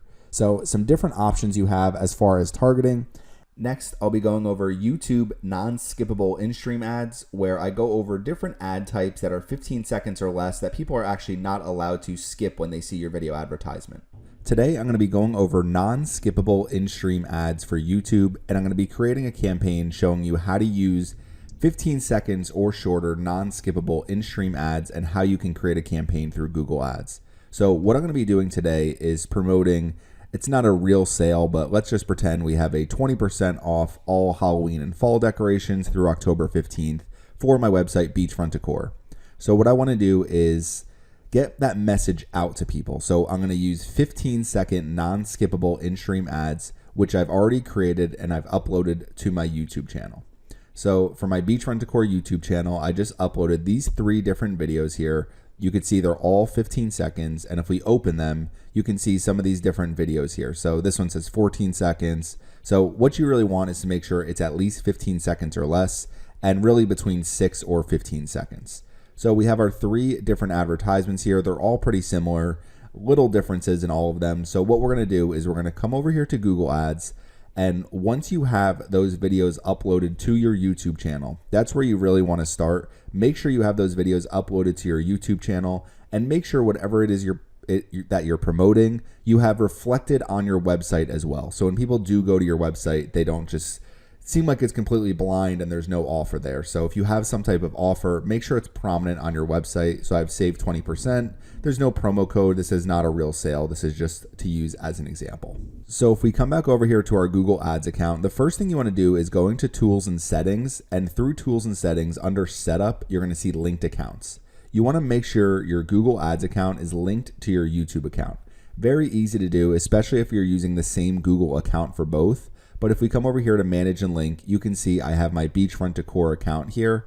If you need to add a YouTube channel to Google Ads, click on Add Channel. You can either search for the channel or paste the URL directly. And if you don't have complete ownership over the account, then you're just going to have to approve the channel being linked to your Google Ads account. But it's very easy to do. Just come in here to Linked Accounts, click on YouTube, and you'll be able to do the process by clicking on the plus sign here. So we're going to come back to our account. We're going to come over here and we're going to create a new campaign. And the first thing we need to do is choose our campaign objective. If we're running a non-skippable in-stream ad and we want to run those for our campaign, then the best objective to choose here is brand awareness and reach. Keep in mind, if you go to create a campaign without a goals guidance, you can choose video here and it will give you some different options for different campaign subtypes. And you can see one of the options is non-skippable in-stream. So we can choose that here, or if we click on cancel, come back into the campaign screen, and we go to brand awareness and reach, we choose video. For a video reach campaign, you can see we have non-skippable in-stream. So that's what we're going to choose here for the ways we'd like to reach our goal. So that is brand awareness and reach, video reach campaign, and then non-skippable in-stream, and we can click on continue. Hey everyone, thank you for your support watching my videos over the years. If you want to continue to support my channels while also using some of the best marketing tools, you can try either SEMrush or SpyFu if you haven't already. Both are great PPC and SEO tools. If you use the link at the bottom here for either one, they are affiliate links, so it will help support my channel and support Surfside PPC. If you're not interested, no problem. Back to the video. Okay, so let's name our campaign. So for this, we'll do non-skippable beachfront decor Halloween sale. Okay, we're going to scroll down here. The only bid strategy we're allowed to use is target CPM. So we're bidding for the amount of time for every 1,000 times our ad is shown. So you set a target CPM bid, and that's how much you pay for every time for basically 1,000 views on our video, since people can't skip them. So that's how you're going to bid for a non-skippable in-stream ad. So we're going to scroll down here. Budget type, you could either choose a campaign total or a daily budget. Either way works. So if you know you're running this for a set period of dates, so right now it's September 10th. Let's say I just want to end this sale on October 10th. What I could do for a campaign total is say I want to spend $1,000 on this campaign. So we set our budget amount at $1,000. You can see a $1,000 campaign total is similar to a $32.26 daily budget amount that runs for 31 days. So you can choose whether to do a campaign total or a daily budget. Either way works. You can always pause your campaign and adjust your budget as you go. I like to do a campaign total because it helps to understand kind of how much we want to spend for a campaign, and then we know that we can optimize our campaign as we go to get the most out of our budget. So let's scroll down here. For networks, it's going to automatically select YouTube videos. So ads will appear on YouTube videos, channel pages, and the YouTube homepage. And then you can also choose whether or not you want to select video partners on the display network. I would recommend for a campaign like this to choose video partners on the display network, because ultimately we're just trying to get video views. So we'll keep the networks as they're selected, and then choose your location targeting. So whichever locations you serve with your products and services. In this case, I'm just going to choose United States. So that's going to be where I'm going to target. Language targeting. So you want to make sure you enter your language targeting here. I'm going to choose English. So that's going to be my language targeting. Select any of the languages your customers speak. So if you want to target multiple languages here, you can. But right now I'm just going to choose English, and then we'll come down here to content exclusions. Define where our ads can show. So inventory type, what you can do if you want to exclude most types of sensitive content, choose limited inventory. I usually choose standard inventory. So expanded will run everywhere, but I just like to keep it as standard inventory because it doesn't limit our reach too much, and it makes sure we're not showing on any videos that are really too graphic. So let's scroll down here. Excluded types and labels. So one of the things I do is sometimes I will select to exclude embedded YouTube videos and live streaming videos. I just don't want our ads to show when people aren't actively clicking on new videos and watching new videos. So I think it helps to exclude these types, and I'd rather just run them like we showed before up here on networks for YouTube videos and video partners on display network. So that's what we're going to be doing here. And then digital content labels to exclude. So you can exclude content that's not yet labeled, or you can exclude mature audience content. It really depends on who you want to see your content. In this case, I'm going to keep this as is, content not yet labeled, and then we're going to exclude embedded YouTube videos and live streaming videos.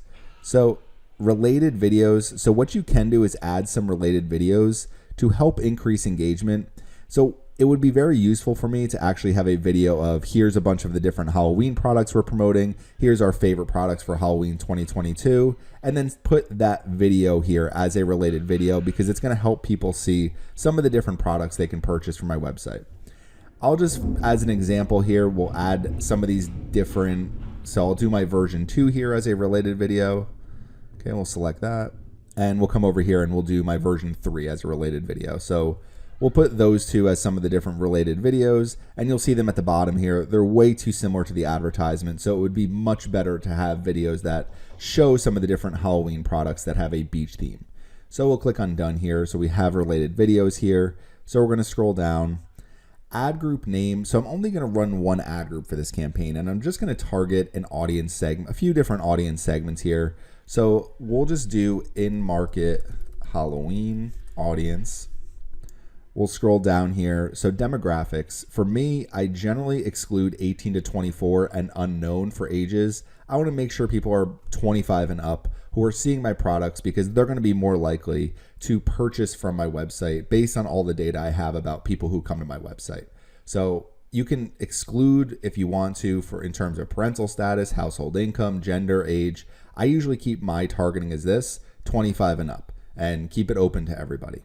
So audience segments. So what you can do is, if you know what you're promoting, for mine it's Halloween, just come here and search Halloween, and you're going to see some of these different options. So Halloween supplies, information about Halloween.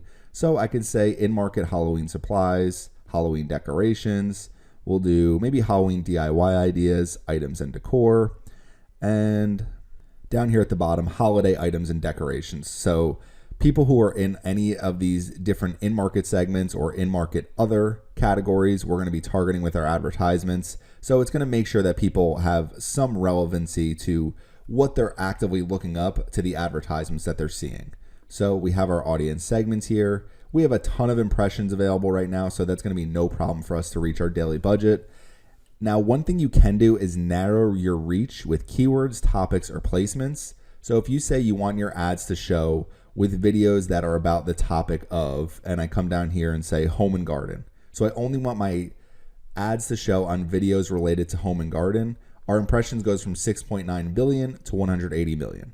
I generally don't narrow too much here. For some cases, it might be worth narrowing where your ads show, but you can enter some keywords here and they'll find relevant content based on the keywords you enter. So if I do things like home decor, home and garden, it will focus on videos or websites that are related to whatever keywords you enter here.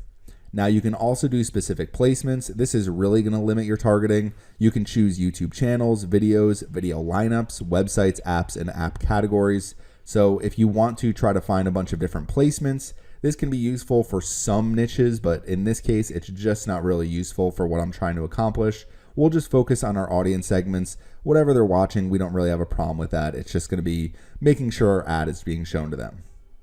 So now we want to put our YouTube video here and create our video advertisement. So let's start with version 1 here. We'll copy and paste the URL at the top, paste it right here. It will pull up our video.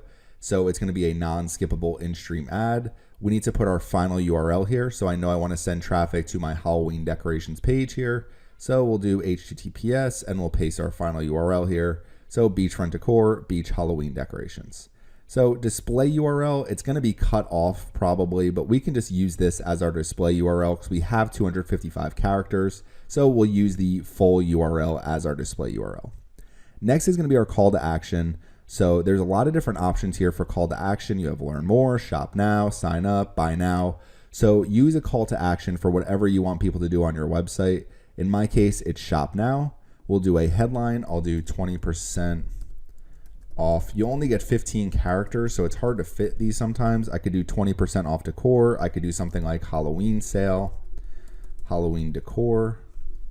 So you can try to find some different headlines. You could always mix and match your headlines, see what works best. We'll do $25 off decor. Okay, next is going to be a companion banner. So your companion banner is 300 by 60 pixels. So you can see 300 by 60 here. So I'm going to upload the companion banner I created. Okay, and you can see Halloween 20% off sale. It's not a huge image, so it's actually this image right here. So it's not that big. So I could have tried to fit my logo or something, but it's not a bad little companion banner there. You just want to make sure it reflects whatever it is that you're promoting. So ad name 1, what I'll do is video version 1. And then we come down here. So for the ad group, we can set our target CPM bid. They're recommending a bid of $9.62. I'll generally set my bid a little bit lower to begin with. And if I have no problem spending my daily budget and my campaign is spending consistently, I'll lower this bid over time. So you could always adjust your bids.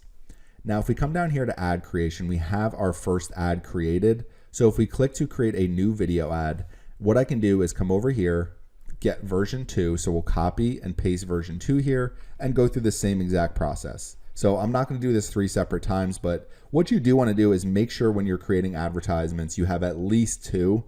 It helps to have multiple advertisements just because then you're not showing the same exact ad to people. It's not as important to create a ton of different advertisements in the case of non-skippable in-stream because people can't really skip them anyway. And what we're trying to do is just get the message out there that we're running a Halloween sale. So we'll do 2 of these. We'll do video version 2. Okay, and for the most part, I would do 3 different advertisements. So we have the third one here, but it's going to be the same exact concept as we did for creating the other 2. So we have our non-skippable in-stream. We'll set our final URL. Come over here and copy and paste it here. This will set our display URL, call to action. So what we could do is shop now. And for this one, we could do something like Halloween sale. So set a couple different call to actions. That's not a bad thing to test. See if more people click on this advertisement depending on your headline. So we can upload an image here and select one we've already uploaded. We have video version 2. So we have 2 different advertisements here. We have our target CPM bid set at $9 for this ad group. So now what we're ready to do is create our campaign. Okay, our campaign is ready and it's going to start running now. So if we click on continue to campaign, a few different things that you can do after you launch it. You could always come here and edit. And what I like to do sometimes is just copy and paste this ad group because then it's going to paste all of your advertisements as well. So we'll paste this here. And you can see we have this pasted now here. It's going to be exactly the same as the other ad group. So it's going to have the same ads in it. So any of the videos you created for your first ad group will now have this as well. So what you could do is come down here to audiences and you can adjust the audiences that you're targeting. So what I like to do sometimes is create a couple different ad groups because they're all going to run the same video ads and you can always try different audiences out. So what I could do is try to find people who are maybe just generally looking for decor. I could try to find people who have interest in the beach, people who live near the beach. So I could try to use some of these different audiences or you could use different content. So maybe I want to set some different placements or topics and choose to try to show my ads in different places. So that's one option that you have for the different ad groups. So once you're launched, you can always create more advertisements here. But what you want to do is let your campaign run and just look at your CPM bid, make sure your ad is spending. For a non-skippable in-stream ad, you're not going to see a ton of conversions. You might not see many conversions at all. So this is really trying to do more. And obviously when we created our campaign and we're looking at the goals, this is for brand awareness and reach. So when you're trying to drive sales and leads, you want to use other video formats. But for a 15-second non-skippable in-stream ad, brand awareness and reach, it's a great way to get your message out there. And then you can run sales or leads campaigns alongside this campaign. Next, I'll be going through another popular ad format called bumper ads, which are advertisements that are 6 seconds or less. Today, I'm going to be going over YouTube advertising bumper ads. So these are 6-second non-skippable advertisements. If you're on YouTube frequently, I'm sure you've seen the quick 6-second advertisements that play before videos and during videos. So I've uploaded a couple videos to my channel already. So you can see the 2 videos here. They say 7 seconds on the back end of my channel, but when you click on both of the videos, here's a 6-second one right here. So this is my version 2 that I uploaded. So we'll watch it very quickly because it's obviously only 6 seconds long. So a very quick advertisement, a couple pictures, explain our promotion, and that's pretty much it. So what I'm trying to do today is use these 6-second videos to tell people very quickly about my 20% off sale on my website. Now, this is not a real promotion. I'm just using this as an example for this Google Ads or YouTube advertising campaign. So if you're running YouTube advertising, you're going to do it all through your Google Ads account. And what you want to do first whenever you're running a YouTube advertising campaign is go to Tools and Settings, and you want to make sure you go to Linked Accounts here. And through Linked Accounts, you can link a bunch of different accounts here to your Google Ads account. But in this case, we want to link our YouTube account. You can see Manage and Link, and you can see we have Beachfront Decor here linked to our Google Ads account. So in order to link a channel, just click on the plus sign, search for the channel, or paste the channel URL. It will pull up that channel, and you can request to link to that channel from your Google Ads account. And then you just have to approve it through YouTube. Very easy process if you're doing it all through the same Google account. So we're going to come back here, and we're going to come back to our campaign screen. So the first thing you obviously need is to make sure you have a couple, at least 2, 6-second videos on your YouTube channel. So I have these 2 right here. You could do more videos. There's no downside to running more videos. Obviously, you don't want to run 100 different videos, but there's nothing wrong with running 5 or 6 and kind of trying out some different formats. Both of my videos are very similar, so if we replay them, both of them look pretty similar to this. 20% off Halloween decor through October 15th. Shop beachfrontdecor.com today. My logo in the right-hand side, and then just some sample products behind the video. So same exact thing here if we scroll through. Same exact copy, everything like that. Just a couple different pictures in the background. With 6 seconds, you only get so much time, so you need to make sure you very quickly either try to connect with the viewer to reach what their pain points are and then do a quick promotion, or what you're trying to do is just highlight your brand, highlight whatever products or services you're selling, or highlight some type of limited time promotion. So 6 seconds only gives you so much time, so you need to be very quick. I highly recommend putting something where your brand is recognizable in your advertisement. So we're going to come back over here to the campaign screen, and we're going to click on the plus sign to create a new campaign. So when it comes to objectives here, so if we look at some of these different objectives, if we click on product and brand consideration and we look at video.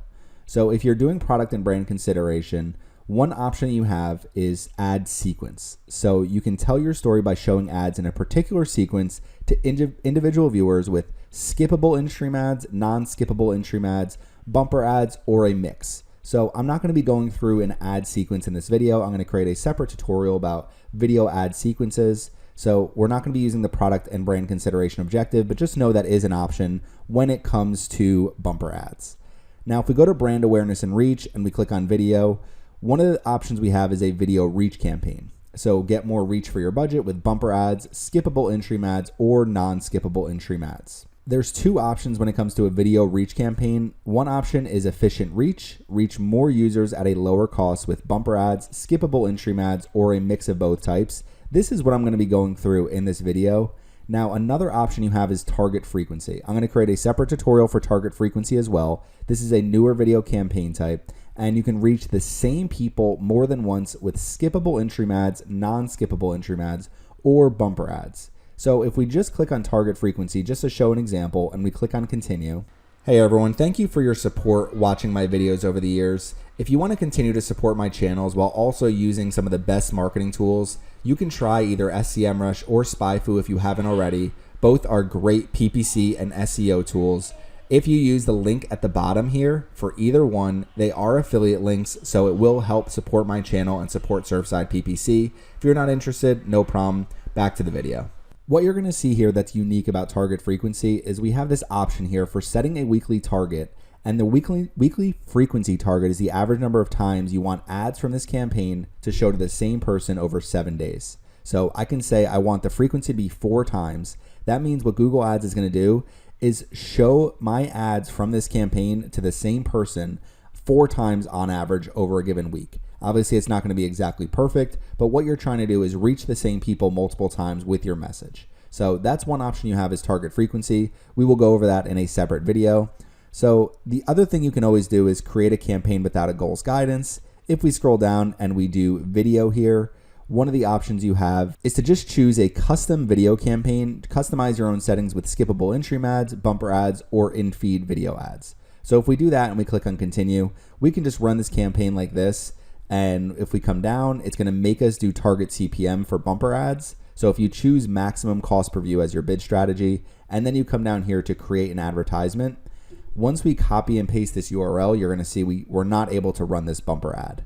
So we can run it as a skippable in-stream ad or an in-feed video ad, but we can't run bumper ads with the maximum cost per view bidding strategy. So we need to change that to target CPM if we're going to run this campaign. Let's come back out. We're going to leave this page and we're going to create brand awareness and reach, video, and we're going to do a video reach, efficient reach campaign. And we're going to come down here and click on continue. So let's name our campaign, and what we'll do is beachfront decor, Halloween sale, bumper ads. Okay, so our type is a video campaign. Our goal is brand awareness and reach. So our bidding strategy is going to be target CPM. That's the only option we have. So we're bidding for every 1,000 times our video ad is shown. So every 1,000 times that one of our bumper advertisements is shown through YouTube or the Google Display Network, it's going to count towards our target CPM. Next is going to be budget and dates. So you have two different options for the budget type. You can choose a campaign total or you can choose a daily budget. Now you're still going to have a lot of control over how much you spend. With a daily budget, you can easily change your daily budget amount. Now with a campaign total, if you choose your budget amount, you can always change the amount you want to spend for your campaign. So if you want to increase it or decrease it, you can. You can obviously pause your campaign at any time and end your campaign whenever you want to. So let's just say we want to do a campaign total. We'll do the same exact thing we did yesterday where let's say we want to run $1,000 for the entire campaign. We're going to start it today and we're going to end it. Let's just say we'll end it on the 10th. So this is going to be for 30 days. A $1,000 campaign total is similar to a $33 daily budget. So you could come here, do daily and set it for $33, see how your campaign's performing and always adjust it over time. But we're just going to keep this as campaign total for $1,000 and we'll scroll down. Next is going to be networks. I like to just leave all the networks open that are available. So we'll do YouTube videos and video partners on the display network. If you just want to run your ads on YouTube, then you can just choose YouTube, but you're still going to be using the same targeting through Google Ads. So you might reach the same person on the display network who's browsing a website and watching videos as someone who's on YouTube and watching videos. So next is going to be locations. You want to choose any of the locations where you either provide services or ship your products. So in this case, I'm going to choose United States. And we're going to come down here to languages, select the languages your customers speak. In this case, I'm going to choose English. Now let's scroll down and you can do content exclusions here. I generally use standard inventory. If you really want to exclude any types of sensitive content, go with limited inventory. If you don't worry at all about what types of content your videos are playing on, then go to expanded inventory. So we're going to keep standard here. And then excluded types and labels. I did this yesterday. I'm going to exclude embedded YouTube videos and live streaming videos. And I'm going to exclude content not yet labeled. So that's all I'm going to do for this campaign. Related videos. So one of the things you can do is add some different related videos. And I went over this in the video campaign I created yesterday where you want to have some videos that are going to help expand on whatever it is you're promoting.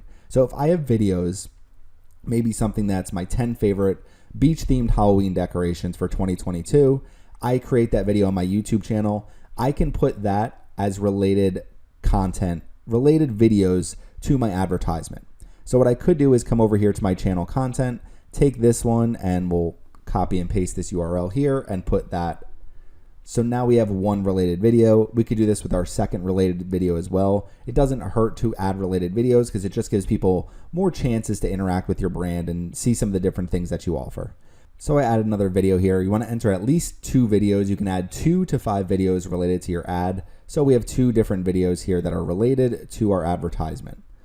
If we come down here to additional setting, you can do frequency capping if you want. If you want to cap how many times your video or video impression is shown to the same user. So that's one option you have. You can choose different devices where you want your ads to run.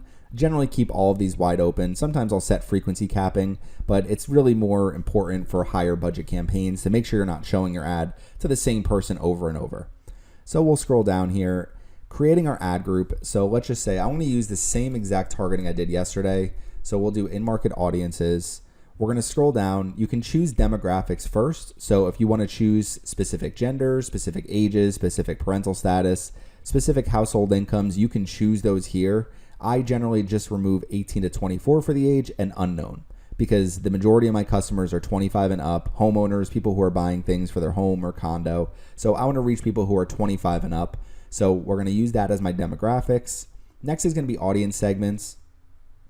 So if we come over here to browse, you have your choice of every single audience segment here that you can think of. So you can create custom audience segments if you want. So if we click here to create a new custom segment, you can do people with any of these interests or purchase intentions, or people who search for any of these terms on Google. So what I could do here is people searching for beach Halloween, beach fall decor, coastal fall decor, coastal Halloween decorations, all different search terms related to Halloween, since that's what I'm promoting to people. So you want to find a bunch of different search terms here, or people with specific purchase intentions.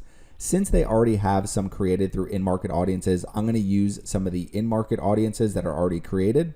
You can also use your data. So I have YouTube users here for the last 30 days. So if you want to try to target people who have been watching your YouTube videos or visiting your website or visiting specific pages on your website, then you can do that as well. And you can combine segments as well. So for now, let's come over here to search, and you can see I used these ones yesterday, so they're already coming up. But what you can do is just search here. So if I search Halloween,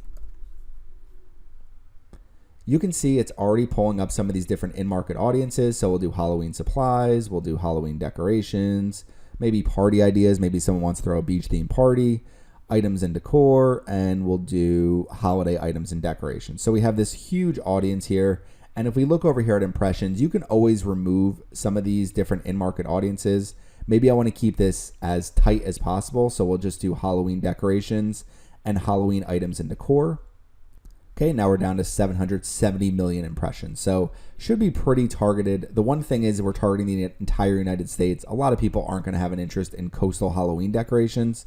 So this is where I could potentially go to my location targeting and enter locations that are all near the beach. So just one option you have, just making sure you're reaching the right people. I like to leave things a little more open for video campaigns, especially something as broad as this one. Now, keywords, topics, and placements. You can narrow where you want your ads to show with any of these three. So if we take keywords here, you can enter terms related to your products or services that will target some relevant content. You can target specific placements, which includes YouTube videos, YouTube channels. You could target websites, apps, video lineups. And we could also go into topics, which is going to be a little more broad, but I can say I want to reach people who are looking at home and garden content, hobbies and leisure content, and you have a bunch of different options here depending on who you're targeting. So let's start creating our video ads, and we have our 6-second video here. You can see it's 6 seconds long, and we will copy and paste this URL first. Now we want to enter our final URL, so we're going to send people to this page. So let's paste that URL here, HTTPS. Our display URL will be the exact same thing. So they give us 255 characters. We might as well use all of them. Click on call to action, and our call to action is going to be shop now. You want to choose the right call to action for the action you want people to take. So we'll do shop now, and our headline, they only give you 15 characters. So it's hard to come up with the best headline. We'll do 20% off sale. Come down here, do a companion banner, which is going to be 300 by 60 pixels. So we can upload an image, or we already uploaded our image here. So this is the one we're going to be using, Halloween 20% off sale. And we'll say 6-second ad one.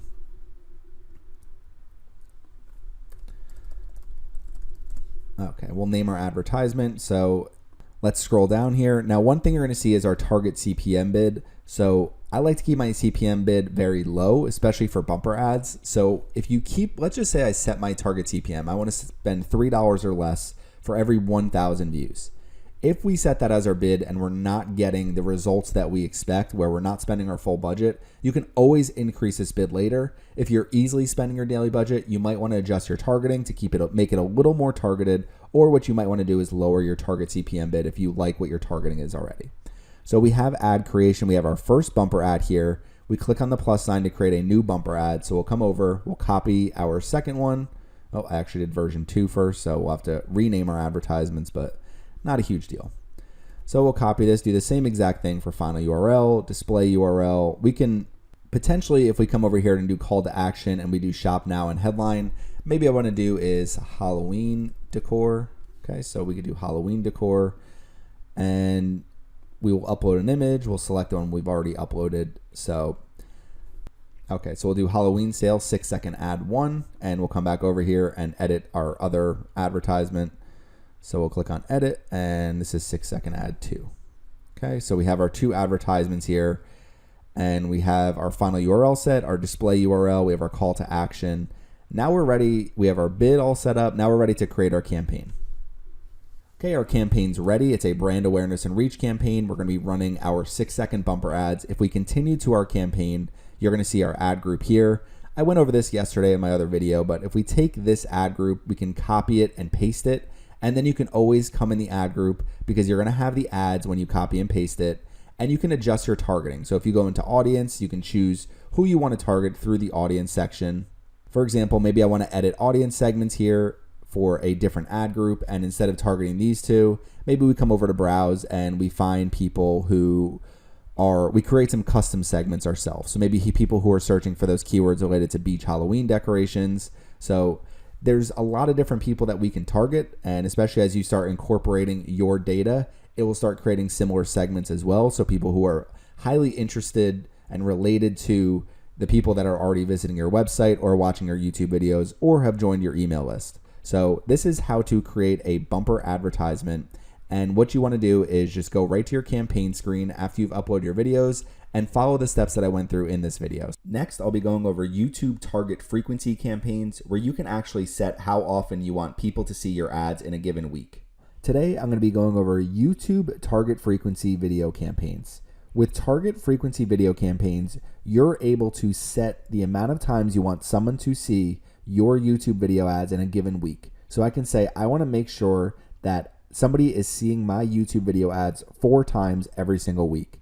So that's what a target frequency is. It allows you to keep targeting the same people to make sure that they actually see your message and hopefully take advantage of whatever it is that you're offering. So when we're running YouTube video campaigns through our Google Ads account, the first thing you always want to do is go into tools and settings, go into linked accounts, and make sure your YouTube channel is linked to your Google Ads account. So I already have my YouTube channel linked here. You can see all of these different options for accounts that you can link to your Google Ads account. For YouTube, if I go to manage and link, what you can do is click on the plus sign, search for a channel, or paste the channel URL. It's going to pull it up. You can send a request to link, and then you just have to complete the link in YouTube. Very easy process. So what we're going to do is we're going to come back to our main campaign screen in Google Ads so we can get started with a target frequency campaign. So we're going to create a new campaign. If we scroll down for a target frequency, our goal, our objective is going to be brand awareness and reach. We're going to choose video as our campaign type. And what you're going to see is a video reach campaign, and you're going to choose target frequency. So it's reach the same people more than once with skippable in-stream ads, non-skippable in-stream ads, or bumper ads. So let's do target frequency, and we'll click on continue.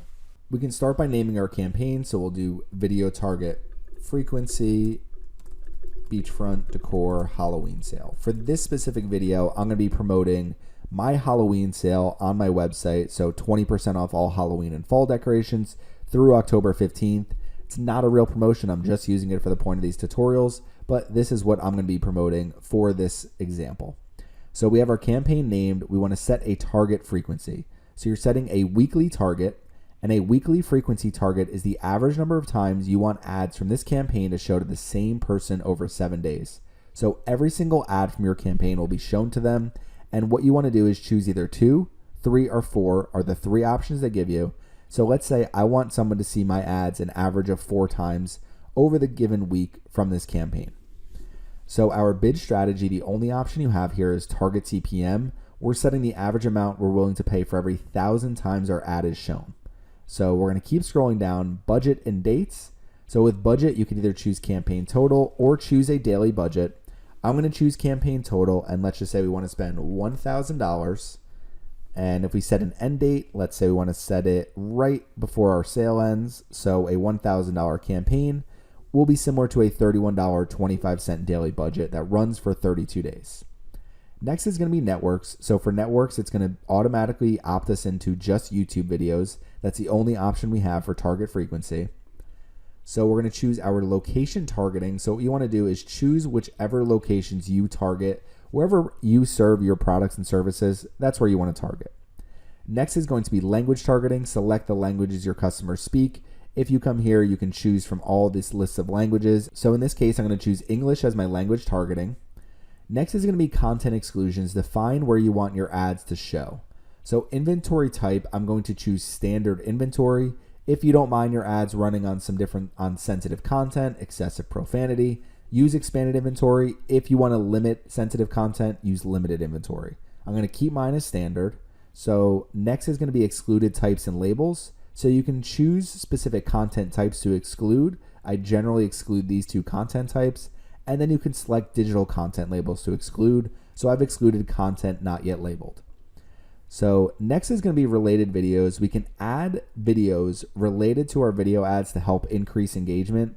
So I actually have a couple different videos here that I just created that go more over some of the products that I'm actually highlighting in this sale. So these are different beach Halloween decoration products that people can incorporate in their house. And rather than going strictly over the promotion for these types of videos, what I'm doing is going over some different products. So they should help increase engagement in case people want to learn more about some of the different products that they can purchase from my website.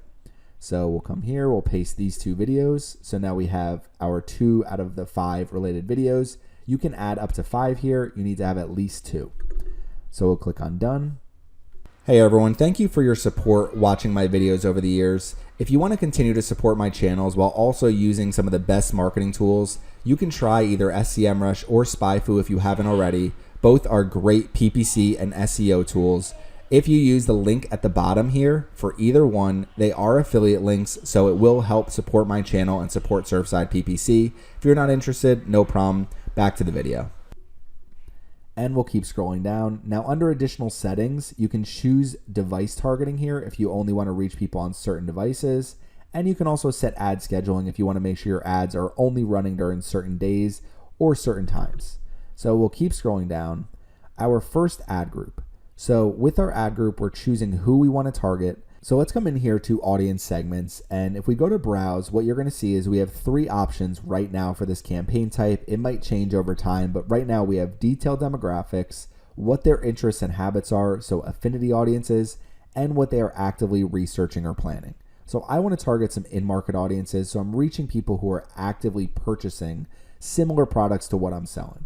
So if I go to search and we just search Halloween, one of the top ones right here is Halloween items and decor. So I absolutely want to target that in-market segment. That might be the only in-market segment I target because it should be large enough for this campaign. And people who are searching for Halloween items and decor are going to consistently see my messages since we set a target frequency of 4 times per week for the same person. So that's going to be our targeting. For demographics, what I'm going to do is just get rid of the 18 to 24 and get rid of unknown. We just want people 25 and up. So that's what I'm going to target for this, and we're going to keep scrolling down. Your YouTube video. So this is where you want to take any of the YouTube video ads that you want to run. So in my case, I have this Halloween sale, Beachfront Decor version 1. It's a 30-second advertisement. We're going to copy this one and paste it. And we're going to run this as a skippable in-stream ad. So we have a 30-second skippable in-stream ad. We're going to enter our final URL here, so where we're sending our traffic, and we're going to paste our final URL. Our display URL will automatically populate with our final URL. Call to action, we're going to do shop now, and our headline is going to be Halloween sale. Okay, so next is going to be our companion banner. So I just have my one companion banner that I've already uploaded. It's 300 by 60 pixels, Halloween 20% off sale. So we will do, okay, so we have target frequency ad 1. So next, another ad, we're going to create another advertisement. So what we can do here is I have a 6-second bumper ad. So we're going to copy this and we're going to paste it here. And now for this, we can do a bumper ad. So we have a 6-second bumper ad along with our 30-second advertisement. So we'll paste this here and we have our display URL. If we come down here to our call to action and we do shop now, same thing, Halloween sale, and we'll do our companion banner here. So let's say target. Okay, so we have target frequency ad 2. So now we're ready to create a new video ad. So let's find our next one.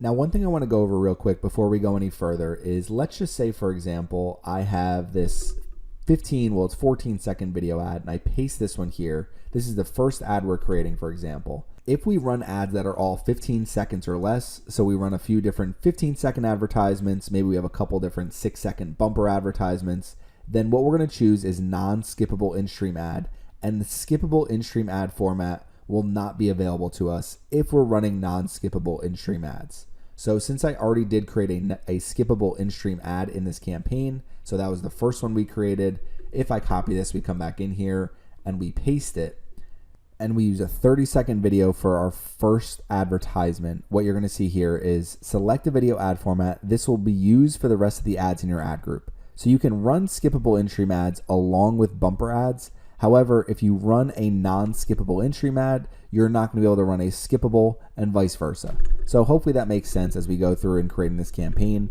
So I'm gonna finish creating my video ads real quick. Okay, now let's create our final video ad. So let's use our 14-second one, and we're gonna paste this here. Now, it's gonna be a 14-second ad. It's gonna be a skippable in-stream, so people can skip it pretty quickly. Copy our final URL. We have our display URL. Let's set our call to action. Again, shop now, and we'll just do Halloween sale. Okay, we'll do our companion banner, which we've already uploaded. There's our companion banner, and you can see our different advertisements here. So we have these 3 different video advertisements. If we scroll up, what you're gonna see is, based on our targeting, the people that are in our targeting group are going to see our advertisements on average 4 times per week. So that's our goal, is to reach the same people with our advertisements 4 times per week. We have 2 different non-skippable in-stream ads. One is 14 seconds, one is 30 seconds, and then we have a 6-second bumper ad that people can skip. So if we scroll down, the last thing is going to be our target CPM bid. So I always recommend setting your bids low because you can always increase them over time. So as long as you give yourself enough time with your campaign, we'll set our target CPM at $6. So for every 1,000 impressions, we would spend $6. So we'll click on Create Campaign. And you can see our campaign is ready. It's a brand awareness and reach campaign. And this is how to create a target frequency campaign. Next, I'll be going through ad sequence campaigns, which allow you to show your video advertisements to people in a specific order so you can tell your story. Today, I'm going to be going over YouTube video ad sequence campaigns. So in these campaigns, what you're able to do is show people video advertisements in a set order that you want them to see them. So for example, if I want someone to see this video first in my video sequence, I can do that. Choose for people to see this video first, this video second, which is actually a separate video, this video third, which is again a separate video, this video fourth, and then this video fifth. So that's what I'm going to show you today. These are all different videos, different times. They have different messaging in them. So even though there's a lot of the same images in some of these different videos where I'm highlighting some of these products, I'm going to show you how to create a video ad sequence campaign today. Now, what I'm going to be promoting is and it's not a real sale, but it's a beach Halloween sale, 20% off all Halloween and fall decorations through October 15th. And I'm going to be using these different videos in a sequence for our YouTube video advertising campaign. So let's come back over here to the campaign screen. And when you're in your Google Ads account, this is where we're going to run all of our YouTube ads. What you want to do first is make sure your YouTube channel is linked to your Google Ads account. So if you go to Tools and Settings here, under Setup, you want to click on Linked Accounts. And this is where you can link all of your different accounts to your Google Ads account. So if you're using any of these accounts, there's no downside to linking it to your Google Ads account. Now in this case, we have YouTube, we're already linked. So you're gonna see a link that says Details. So you wanna click on that link. And once you're in, what you wanna do is click on the plus sign, search for a channel, or paste the URL from YouTube, and you can find your channel, request to link, and you're just gonna have to complete the link through your YouTube channel. So if you're running these under the same Google account, this takes all of about a minute or 2 to link your channels. So once you're linked, what you want to do is come back to your main Google Ads screen, and from the campaign screen, we're going to create a new campaign. The first thing we need to choose is our campaign objective. For a video ad sequence, our objective is brand awareness and reach. Now, if you're also looking for different video options that you have as far as campaign subtypes, what you can see is a campaign type. We have video here, and then some of the different subtypes. Custom video campaign, you can see ad sequence here, target frequency, non-skippable in-stream, and drive conversions. So we're choosing ad sequence, But what we're going to do is we'll come to the top, we'll choose brand awareness and reach. It doesn't make a difference whether we go through this or this if we're creating an ad sequence campaign. We're going to click on video. We're going to be choosing an ad sequence here. So for a campaign subtype, I went over efficient reach campaigns yesterday. Today I'm going to be showing an ad sequence where you can tell your story by showing ads in a particular sequence to individual viewers with skippable in-stream ads, non-skippable in-stream ads, bumper ads, or a mix. So we're going to click on continue. Hey everyone, thank you for your support watching my videos over the years. If you want to continue to support my channels while also using some of the best marketing tools, you can try either SEMrush or SpyFu if you haven't already. Both are great PPC and SEO tools. If you use the link at the bottom here for either one, they are affiliate links, so it will help support my channel and support Surfside PPC. If you're not interested, no problem. Back to the video. Now there's a few things to keep in mind for these types of campaigns. Let's first name our campaign. So we'll do video sequence. Okay, so we have our campaign named. Now next we're going to come down to bid strategy, and this part is important because you can choose between two different bid strategies for an ad sequence campaign. If you choose target CPM, that will allow you to use all of the video ad types. So you can run non-skippable in-stream ads, you can run skippable in-stream ads, you can run bumper ads. So with target CPM, you can run every single video advertising format. With maximum cost per view, and you're going to see over here, you can only create skippable in-stream ads with maximum cost per view. Now personally, I like to use different types of videos for an ad sequence campaign. It's really a matter of preference. If you're only using skippable in-stream ads, then you might just want to go with maximum cost per view because you have more control over how much you're paying for each individual view. Whereas with target CPM, you're paying for every 1,000 times your ad is shown. So it might not be a view, it might just be an impression. So we're going to choose target CPM for this campaign because I'm going to be using some different video ad formats. So that's going to be the bid strategy we choose. Again, if you're just using skippable in-stream ads, you might want to go with maximum cost per view for your campaign. So we have target CPM. Next is going to be budget and dates. You can choose between two different budget types, daily or campaign total. I'm going to keep using the same example I've been using. Let's say we want to spend $1,000. We want to start today, September 13th, and we want to run this through. Our sale ends on the 15th, so we'll run it right through Friday the 14th, which is going to be about a $31.25 daily budget for 32 days. So let's scroll down. With an ad sequence, our network is going to be YouTube videos. Our ads can appear on YouTube videos, channel pages, and the YouTube homepage. So next is going to be our location targeting. You want to select any of the locations where your customers are located. Now keep scrolling down. Language targeting, select the languages your customers speak. You can add multiple languages here. For my campaign, I'm going to target the English language. So we're going to scroll down. Next is going to be people. So demographics and audience segments. So demographics, you can choose between different genders, ages, parental status, and household income. For this campaign, what I'm going to do is leave it open, and we're just going to make sure it's people who are 25 and up. So that's going to be the demographics I choose for this campaign. Now next is going to be our audience segment. This is who we're targeting. So what I would highly recommend doing is if you come in here to browse, if you are using your data, that's generally how you're going to get the best results out of your campaign because people are already familiar with your business. They've been to your website, they've watched your YouTube videos. So people who have already interacted with your business are generally going to perform best for these types of campaigns.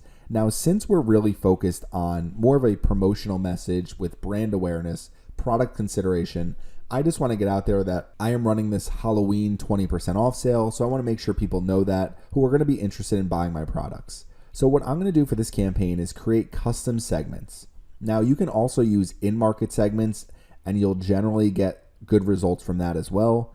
I like to use similar segments. So once you start creating some of your remarketing audiences, what Google Ads is going to do is automatically create similar segments. So you'll have a group of people who are interested in your website who haven't been to your website yet based on all the data Google Ads has about them.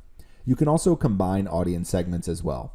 Now in this case, I'm going to use custom audience segments. I created this one yesterday, and this custom segment, beach Halloween keywords, if we look right here, it's a custom segment and it's keywords that people have typed into Google. So we have a lot of things related to beach Halloween decor, nautical Halloween decor, coastal Halloween decor. So people who are specifically looking up for decorations for Halloween for their beach home.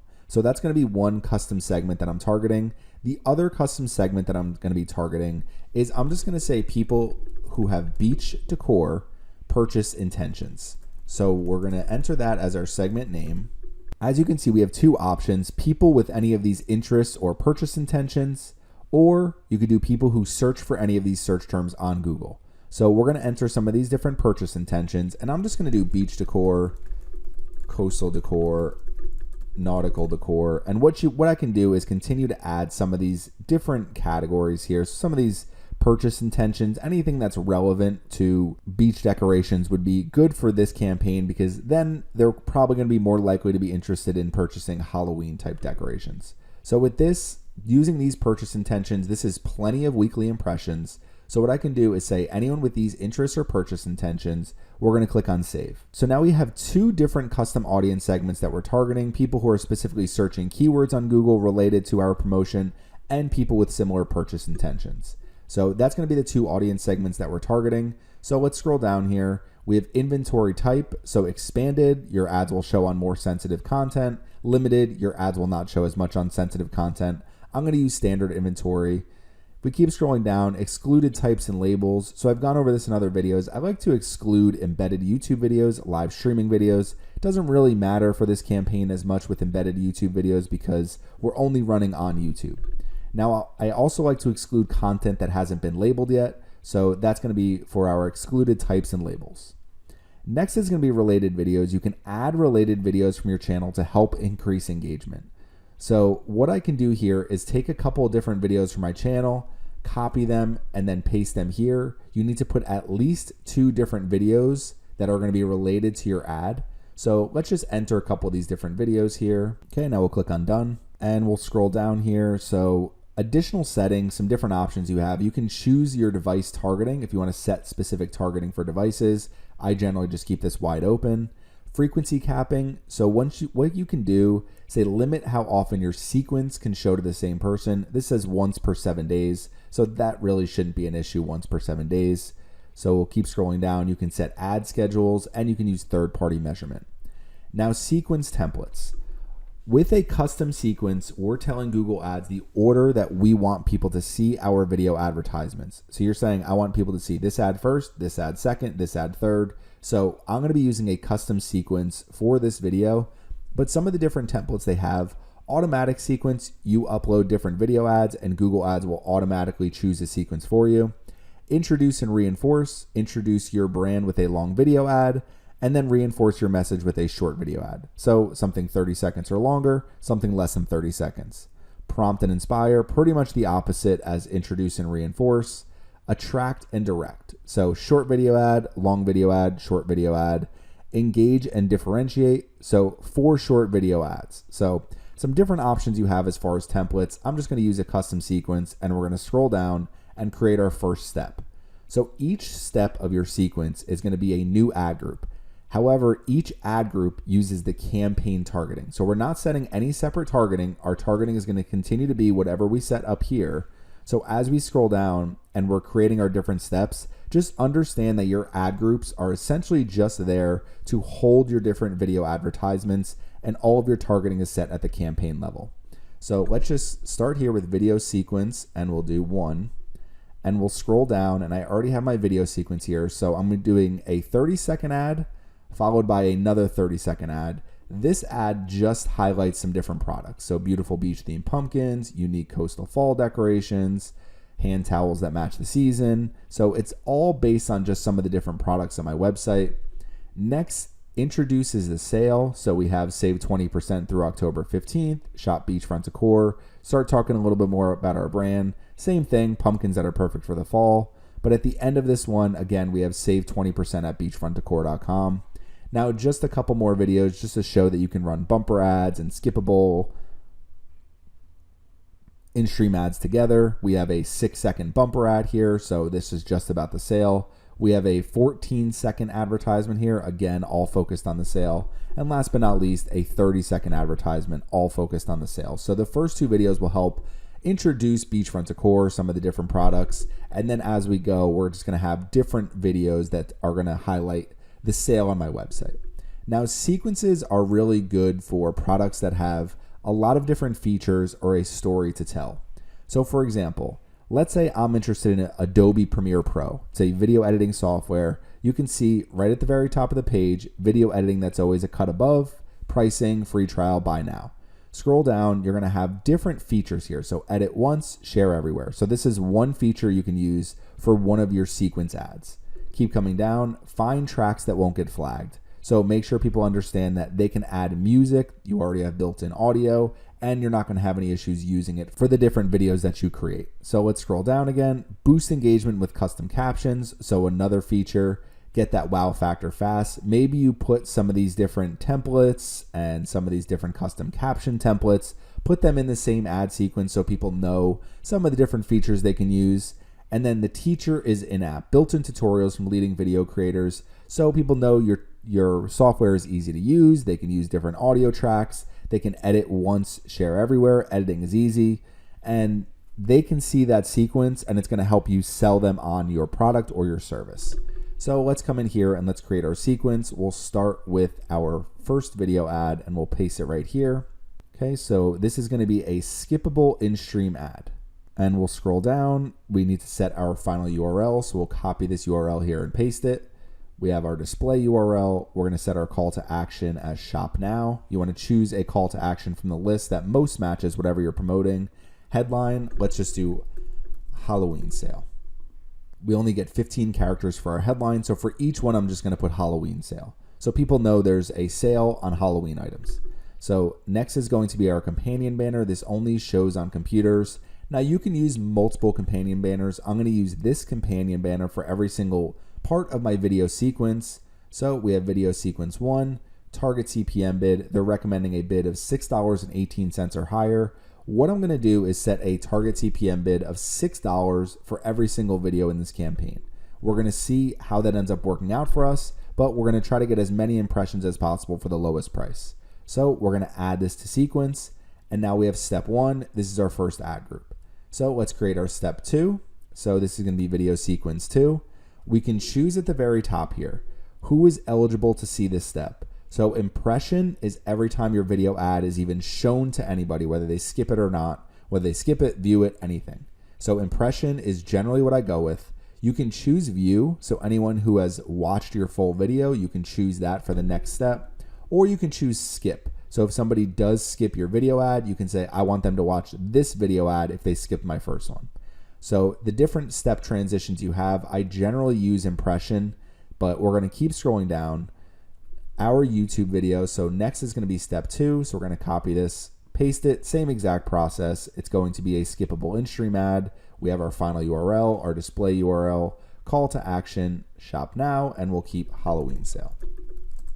Okay, so we upload our companion banner. We're gonna keep our target CPM at $6.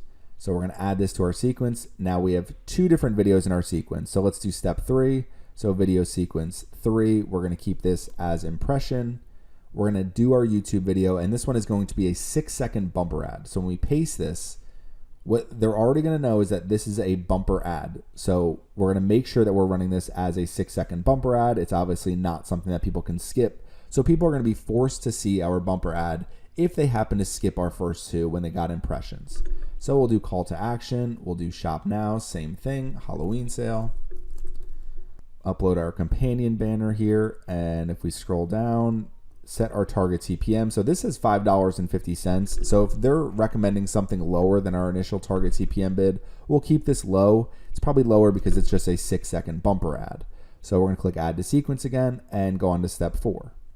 So step 4, we can only choose impression for a bumper ad because people are forced to watch that video ad. So it's just gonna count as an impression every time it's shown. So video sequence 4, for this one, we have a 14-second video advertisement, and we're gonna paste this here. Now, one thing we can do is choose non-skippable in-stream for this 14-second ad. So forcing people to watch our bumper ad and our non-skippable in-stream ad. We have our final URL here. We have our call to action, shop now, and maybe what we wanna do is say save 20% today. So we'll use that for the last 2. Use our companion banner and set our target CPM bid. Now this is saying $14.62 or higher. So we probably have to set this one a little bit higher. Let's set it for $10 and we'll see if we have any issues with people getting through our entire ad sequence. So we're going to add this to our sequence, and last but not least, number 5. So again, it's going to be an impression since we did a non-skippable ad format. So video sequence 5, scroll down, we'll copy our last 30-second video. This is just completely promotional. Skippable in stream for this one, our final URL, our display URL, call to action, we'll do shop now, save 20% today, and we'll use our companion banner here, scroll down, and with our target CPM bid, we'll set this at $6 as well. So the non-skippable in-stream ad is going to be our most expensive, so you may have to increase that to the highest CPM bid to make sure that people are actually seeing that advertisement. So we'll add this to our sequence. So now we have a total of 5 sequences. People are going to see this video. Once they have an impression of this video, they'll see this one. Once they have an impression of this video, they'll be forced to view this one, forced to view this one, since they're both non-skippable ad formats. And then last but not least, they'll have one final skippable ad format for this sequence. So we have our custom sequence set up. We can click on Create Campaign. Okay, let's continue to our campaign and just show you how it looks. So you can see our different ad groups: video sequence 1, video sequence 2, 3, 4, 5. You can see the sequence path here. You can always edit your sequence, so don't worry if you want to change this after you've already launched your campaign. You're still able to edit your sequence and create new advertisements. So there's nothing where if you don't set it up right the first time, just edit your campaign and get it how you want it.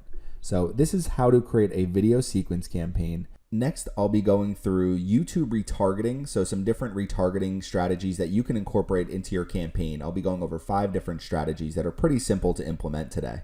Today, I'm going to be going over 5 different YouTube retargeting strategies that you can use and incorporate in your own campaigns, and I'm going to show you exactly how to set them up for your campaigns as well. So first, let's quickly go through some of these different retargeting strategies. Now, these are very basic overall. They're not going to be anything too crazy or specific, but they're really good starting points if you're not running retargeting ads already with your YouTube advertising campaigns. So a couple different options you have.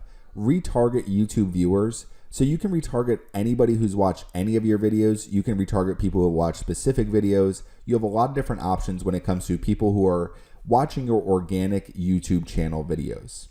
Number 2 is going to be retargeting people who have watched your YouTube advertisements. So if you're running a lot of YouTube ads, this can be a great option to make sure your message is resonating with people who have already viewed one of your advertisements.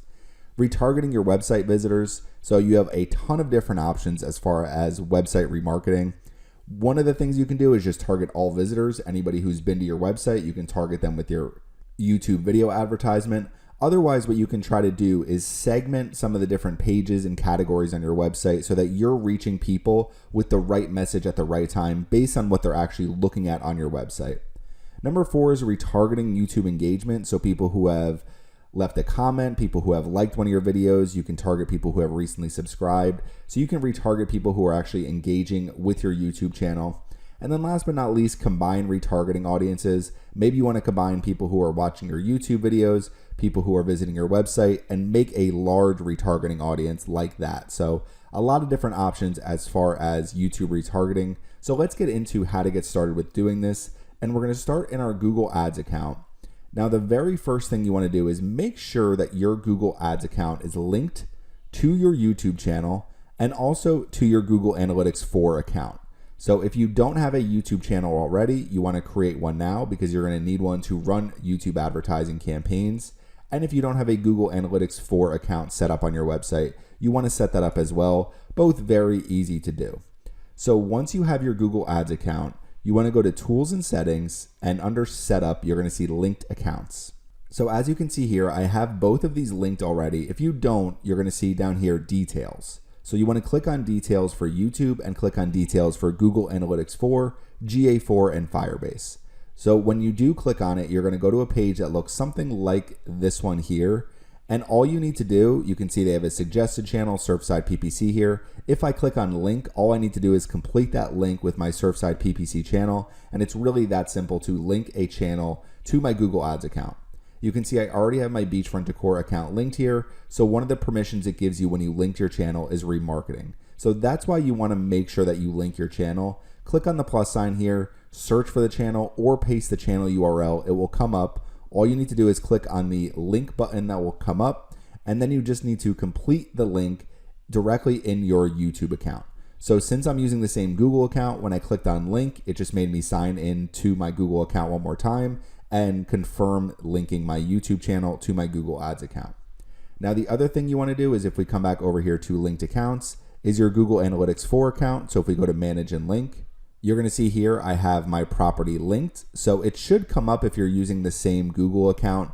Otherwise, the other thing you can do is go to your Google Analytics account, and then under property, if we scroll down, you can see Google Ads links. And what you can do is click on link here, and you can link to a Google Ads account you manage and choose from one of the Google accounts there. Otherwise, what you might need to do is actually request to link if it is a client account using the account ID. Now, a couple of things you want to do in your Google Analytics 4 account as well is make sure you have personalized advertising enabled.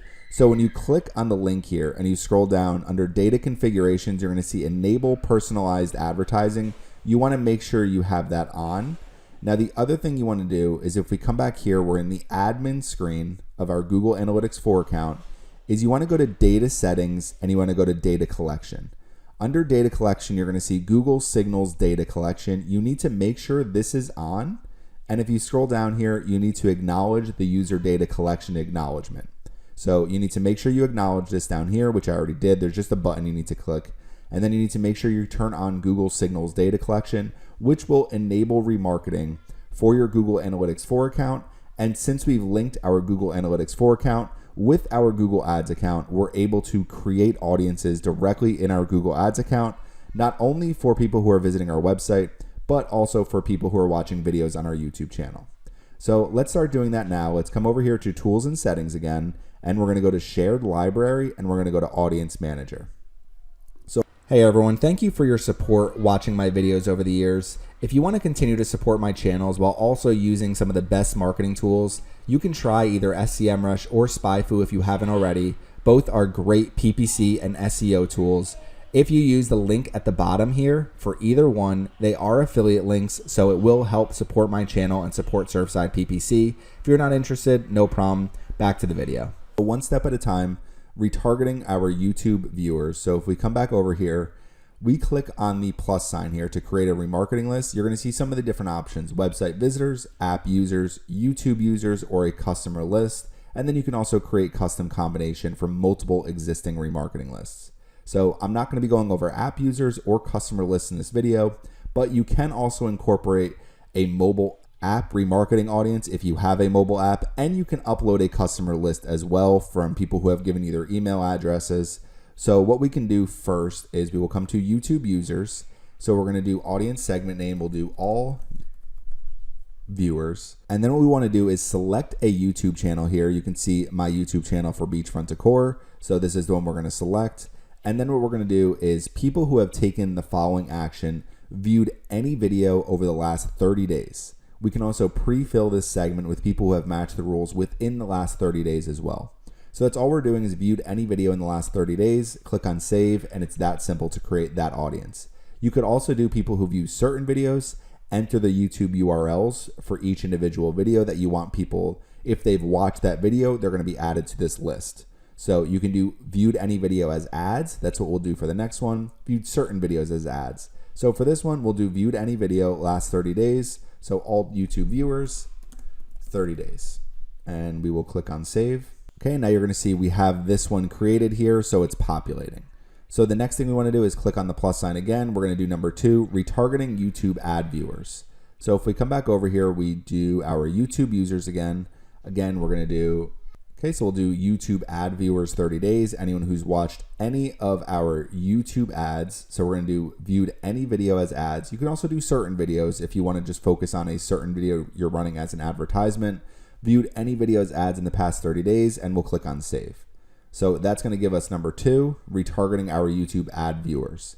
Next is going to be retargeting our website visitors. So we're still here in our audience manager, and we're going to click on the plus sign again. We're going to do website visitors. And what it's going to do is we're going to name our audience segment. So we'll do all visitors 30 days. Segment members, so we could do visitors of a page who also visited another page. And to do all visitors, what we need to do is visitors of a page who match any rule group page URL contains, and all we need to do is beachfrontdecor.com. Now, if you're creating a segment like this and you just linked your Google Ads in your Google Analytics account, and maybe you just enabled Google data signals as well, you might take a little time for your audience segment size to actually populate. So if I come over here to my Google Analytics 4 account, one thing you want to do is just make sure go to data settings, data collection, just make sure your Google Signals data collection is on. So if it's on, the other thing that you can do is we can come over here to configure, and we can go to audiences, and you can make sure that you have an audience here. So we just have all users, and this one has over 18,000 users that we can target. So this audience segment will populate over time. So don't be too worried if you see 0 cookies when you first start doing this. Just double check that you have your remarketing enabled and you have your Google Ads and Google Analytics accounts linked. So we're going to create this audience. We're going to pre-fill the segment from the past 30 days. People stay in this audience segment for 30 days. You can enter a description if you want, but we're going to create this segment. Okay, so next what we're going to do is target people on YouTube. So we're going to come back over here real quick. We're going to retarget YouTube engagement. So we're going to target YouTube users. So we'll do YouTube engagement, and let's do 60 days for this. So we'll expand this one a little bit. So we'll select our YouTube channel. We will go to action. So what you can do under action is somebody who subscribed to the channel, visited the channel page, liked any video, added any video to a playlist, or shared any video. So let's do subscribers. So let's just choose subscribers, and we'll say any subscribers over the last 90 days will do. Okay, so that will be subscribed to the channel in the last 90 days.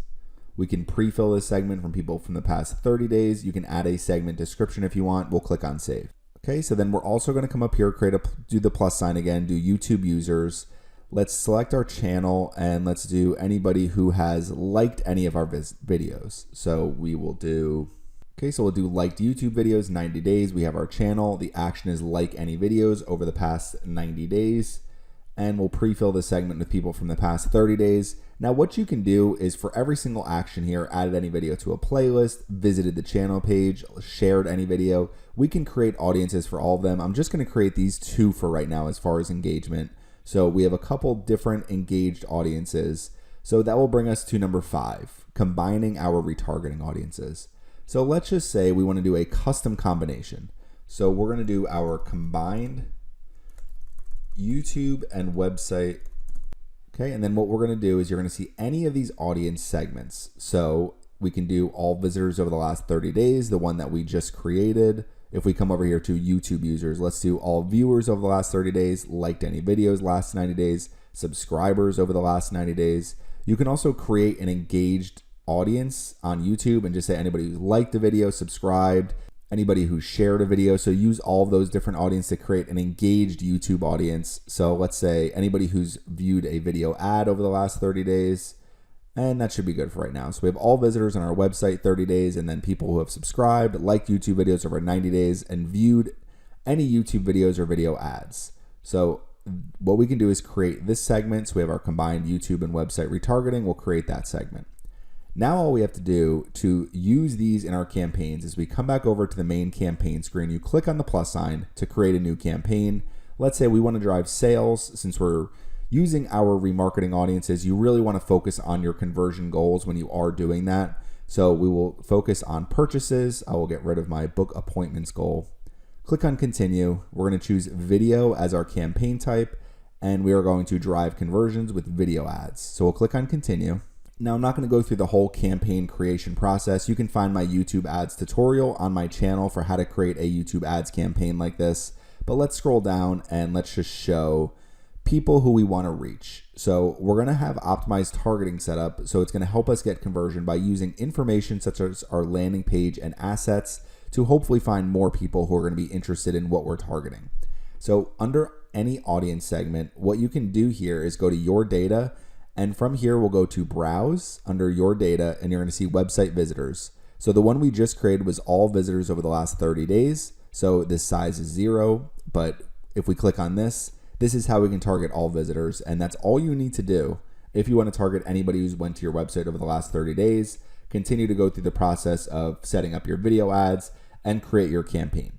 What you could do is create your campaign and then create multiple ad groups with the same exact video ads. So I've shown this in other videos. After you launch your campaign, you can copy and paste your ad groups. So all you need to do for each ad group after you copy and paste it is just adjust the targeting in each individual ad group. So you would have one ad group with all visitors 30 days. And then what we can do is, let's say we do our custom combination segment, our combined YouTube and website retargeting, the number 5 down here, the combined retargeting audiences that we just created. Now let's come back over here. We'll get rid of this one for now just to show some of the YouTube examples. So again, you're going to your data, people who have previously interacted with your business. And in here, what you're going to do is click on browse, go to our YouTube users, click on the drop down, and now you can see anybody who's viewed our YouTube videos over the last 30 days, we can target them. Anybody who's liked our YouTube videos, and you can choose multiple audiences in here. So if you want to just combine audiences here in your campaign, you can do that as well. So some different options as far as retargeting and making sure you're reaching people who are actually watching your YouTube videos, watching your YouTube video ads, anybody who's visiting your website, anybody who's engaging with your YouTube channel. And you can also combine all of these audiences as well into one large retargeting audience. Last but not least, I'll be going through some different YouTube advertising best practices so you can get the most out of your YouTube advertising campaign. Today, I'm going to be going over 6 YouTube advertising best practices, and I'm going to show you how to implement them in your Google Ads account. So if we're looking at some of these different best practices, my number 1 is to focus on driving conversions. So the best way to know how your campaign is performing is by using conversion tracking and making sure that you are optimizing your campaign for conversions. Before you ever even get started with setting up a campaign in Google Ads in general, I would highly recommend going to Tools and Settings, under Measurement, going to Conversions, and make sure you add your conversion action to your Google Ads account. You can monitor all sorts of conversions, and you can import your conversion directly from Google Analytics. So if you already have your conversion set up in your Google Analytics 4 account, then import it directly into your Google Ads account. You can also set up easy conversions on your website. So you can just enter your website here, enter which page is going to be valuable for your business. Maybe it's a thank you page, an order confirmation page, an appointment booking page, or just some type of purchase confirmation, order confirmation, whatever that page may be. You can set up conversion tracking very easily. And then when you are creating your campaign, so we click on the plus sign to create a new campaign. And let's just say, for example, we create a campaign without a goals guidance, and we go to video. You're going to see all these different campaign subtypes here. One of the ones is to drive conversions. So get more conversions with video ads designed to encourage valuable interactions with your business. This is going to be the best way to run YouTube advertising and make sure you're actually driving results back to your business rather than just driving brand awareness and views and consideration. Focus on driving conversions. Make sure you choose the conversion goals that are the most valuable for you. So for mine, it's going to be purchases. Click on continue. And then as you go through the process of creating your campaign, your bid strategy will actually be set up to drive more conversions and more revenue for your business. So coming back over here, number 1, make sure you focus on driving conversions, use conversion tracking, and create campaigns that will actually optimize for conversions. Okay, on to number 2 is use retargeting. So you can retarget people who watch your YouTube videos, and you can retarget people who visit your website. So if we come over here back to our Google Ads account, what you want to do first is go to Tools and Settings, go to linked accounts, and make sure you link your YouTube account to your Google Ads account. And then you want to make sure you link your Google Analytics 4 account to your Google Ads account as well. So when you come to linked accounts and you go to details for any of these, you can easily link your YouTube channel. Just click on the plus sign, search for your channel. It will give you the option to link that channel very easily. So that's all you need to do to link your account. And you can see for permissions, it gives you remarketing permissions here. As far as Google Analytics 4, if we open up our Google Analytics 4 account, you can see if you come to configure and you go to audiences, you can see your audiences that have been created here, and you can create new audiences as well. You can use all of these audiences in your campaigns. The main thing you need to do is go to admin, come over here to data settings and data collection, and make sure you enable Google Signals data collection. That will allow you to collect all that information about people who are visiting your website, and then you can retarget them with your advertisements. So when you go to your Google Ads account, we come back over to the campaign screen. So what you want to do is go to Tools and Settings, and under Tools and Settings and Shared Library, you want to go to Audience Manager. Here's where all your audiences are going to be. Once you combine those accounts, what you can do is click on the plus sign, create a new website visitors audience. So if you go to name your audience segment, you can say visitors of a page. You can enter a specific page URL here. You can enter that the page URL contains some type of word or a product category. You can also just do page URL contains and just enter your URL here. And then all you need to do is create that segment, and it's going to allow you to target people who are visiting your website. Now, I just linked my account, so that's why it's saying 0 cookies. So it might take a little while after you link your account, but these audiences will populate. Now we click on the plus sign, go to YouTube users. What you want to do is select your channel from this list, and then do somebody who viewed any video, viewed certain videos. You could paste the URLs here. You could do people who have visited your channel page, subscribed to your channel, viewed any video as ads. So you can set up all of these different audiences. I already have some set up in my account here. So if we come back over to the campaign screen, we're creating a new campaign. I'm going to fast forward to this part a little bit. Okay, so we have a video drive conversions campaign. Click on continue, name your campaign, go through the whole process, but we scroll down, we come into our audience segments. So you're going to see the best possible results by using your data here. So make sure you're using your data and any of the similar segments you can use as well, but I would recommend using those for non-remarketing campaigns. So for your data, come to browse. If you go to website visitors, you'll see some of these different audiences that we've created. So I could do all visitors of my website over the last 30 days, and that's who's going to see my advertisements. You could also go to YouTube users. You could see anyone who's viewed any of my YouTube videos over the last 30 days, liked any of my YouTube videos. So all of these audiences are still populating because I just created them, so they should become larger over time. But you can choose these different audiences and target them with your video advertisements. So number 2, make sure you're using retargeting. Focus on conversions with number 1 and 2. You'll see the best possible results with those 2 best practices. Okay, number 3, use in-stream and in-feed video ads. So there's different types of ad formats that you can use. The most common one you're going to see is in-stream, are the video advertisements that play on YouTube before, during, and after a video. Now, in-feed video ads are a little bit different. So if we come back over here, let's say we want to do a product and brand consideration campaign. What we can do is choose video, and we're going to choose influence consideration here. So if we come to continue, let's scroll down, and we're creating our YouTube video ad. So let's just come over here, say I want to use this 30-second video ad. We'll copy this link address. We're going to paste our video URL here. And what you're going to see is we have 2 different options as far as our video ad format. And what you can do is create separate campaigns where one campaign you're running skippable in-stream ads.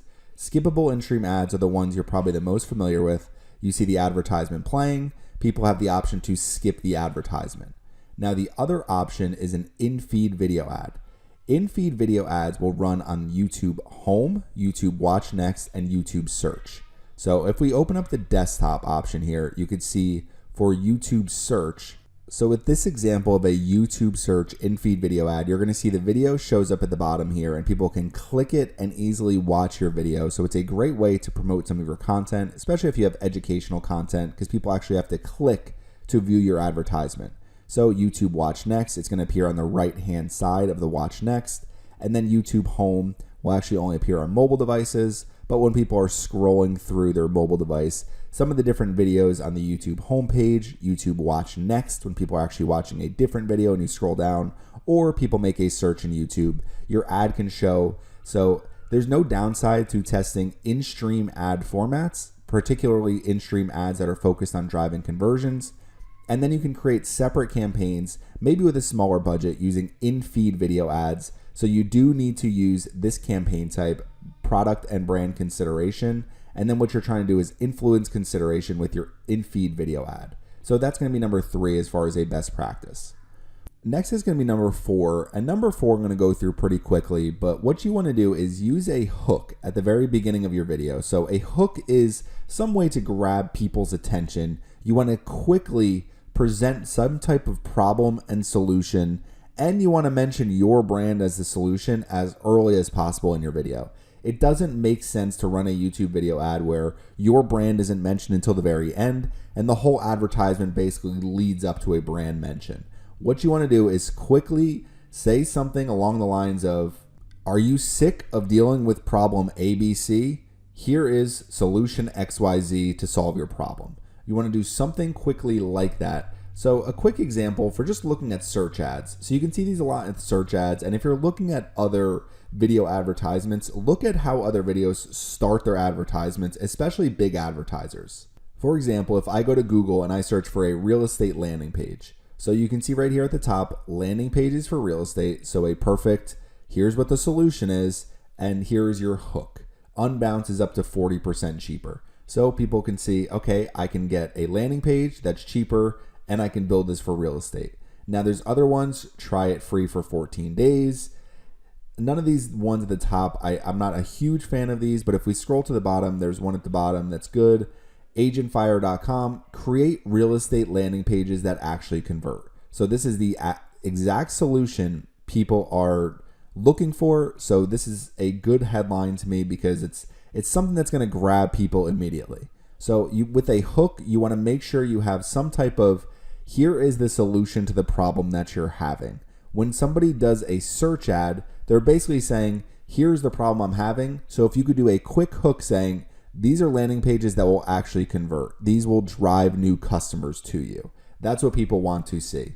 Now there's other ones here, the best IDX website. And if we come to the top, landing pages that work, build great landing pages. Not too bad, but when you can incorporate things like percentages or numbers, something like our landing pages convert 2x better than our competition. So you can use some of these different things to create some type of hook. You want to make sure you're mentioning your brand early on in videos, and you want to make sure that you present the problem and the solution quickly in your video advertisement, because a lot of people are just going to skip your video advertisement. So if you can get people hooked onto your advertisement early, that's your goal.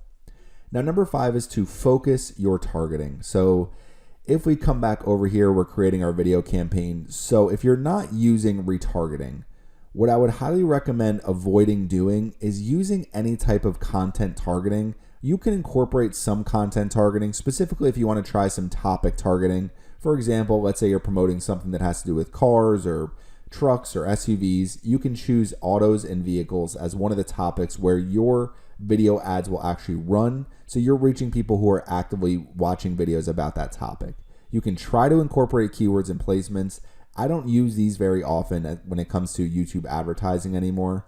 So what you want to do with demographics, let's say for example, for beachfront decor, my best audience is female. And if we do 35 and up, and that's about it. So if I do female 35 and up, I can also try to incorporate some household income here, but make sure you start with really good demographic targeting. And then you want to use audience segments here. And if we do a quick search, so let's just say I do a search for beach decor using my beachfrontdecor.com website, you can see they have some of these different in-market audiences. So rather than using an in-market audience like discount home decor, focus on people who are in market for beach decor, coastal decor, beach house decor.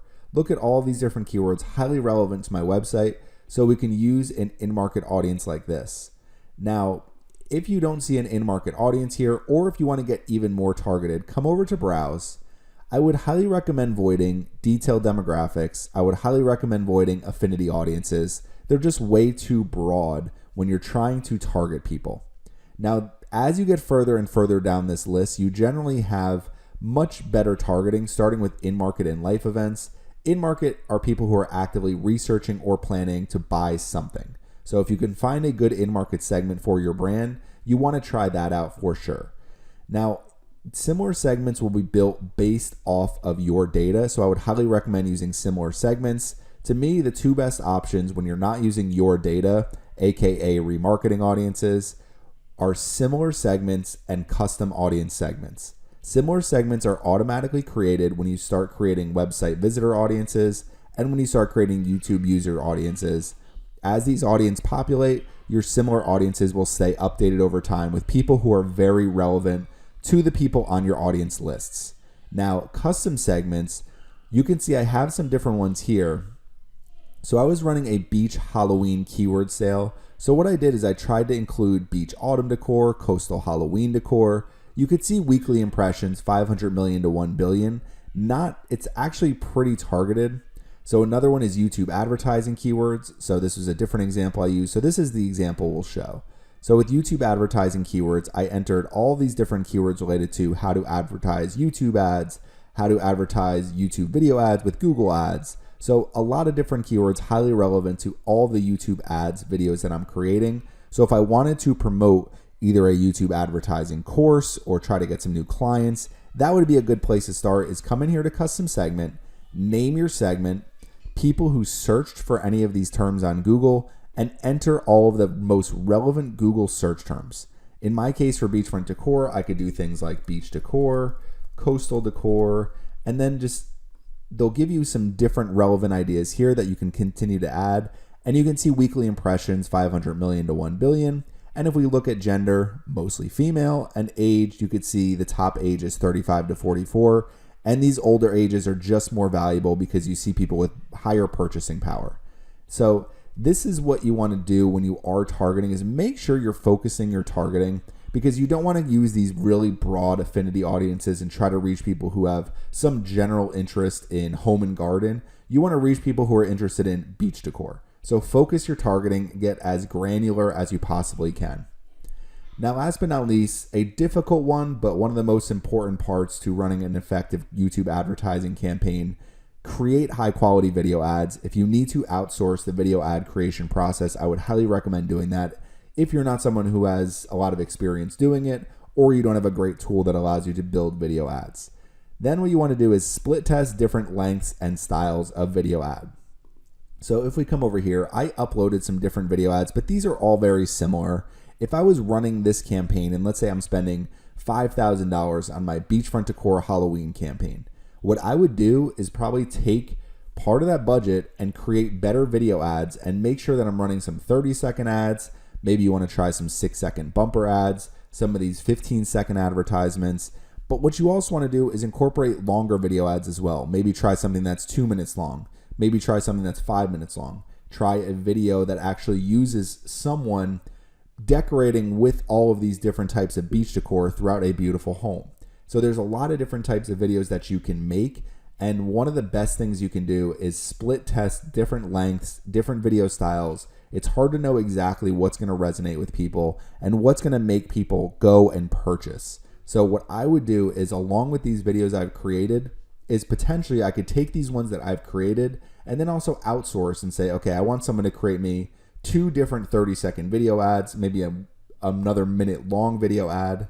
I could potentially create another variation that incorporates some of these different products in a little different way. I could use some different either music in the background or have someone talking in the background going over all these different products and going over the sale on my website. So there's a lot of different things that you can try. So don't think, okay, I've created 2 video ads, they're pretty similar, I'm going to upload these and now my advertising campaign is going to be perfect. You're going to get the best out of your advertising campaign by creating really high quality video ads and split testing. I would recommend, if you're running a conversions campaign, to run at least 4 different video ads against each other. What Google Ads is going to do is they're going to keep track of which of your advertisements people are engaging with the most, people are watching the most, and which of your advertisements are driving the most conversions. So we come back over here to best practices.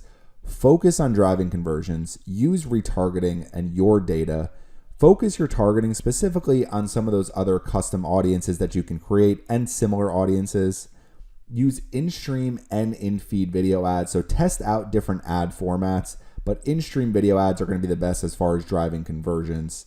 When you are creating your YouTube videos, use a hook early on. Make sure you're mentioning your brand early on. You really want what you're showing to people to resonate with them somewhat, because it's really hard to get your message across now. Last but not least, create high quality video ads, split test different ads. Make sure you're running, again, I would run at least 4 different video ads if you're trying to focus on conversions in each of your ad groups. And then you can always create more advertisements as you're running your campaign to see if you can keep improving that performance.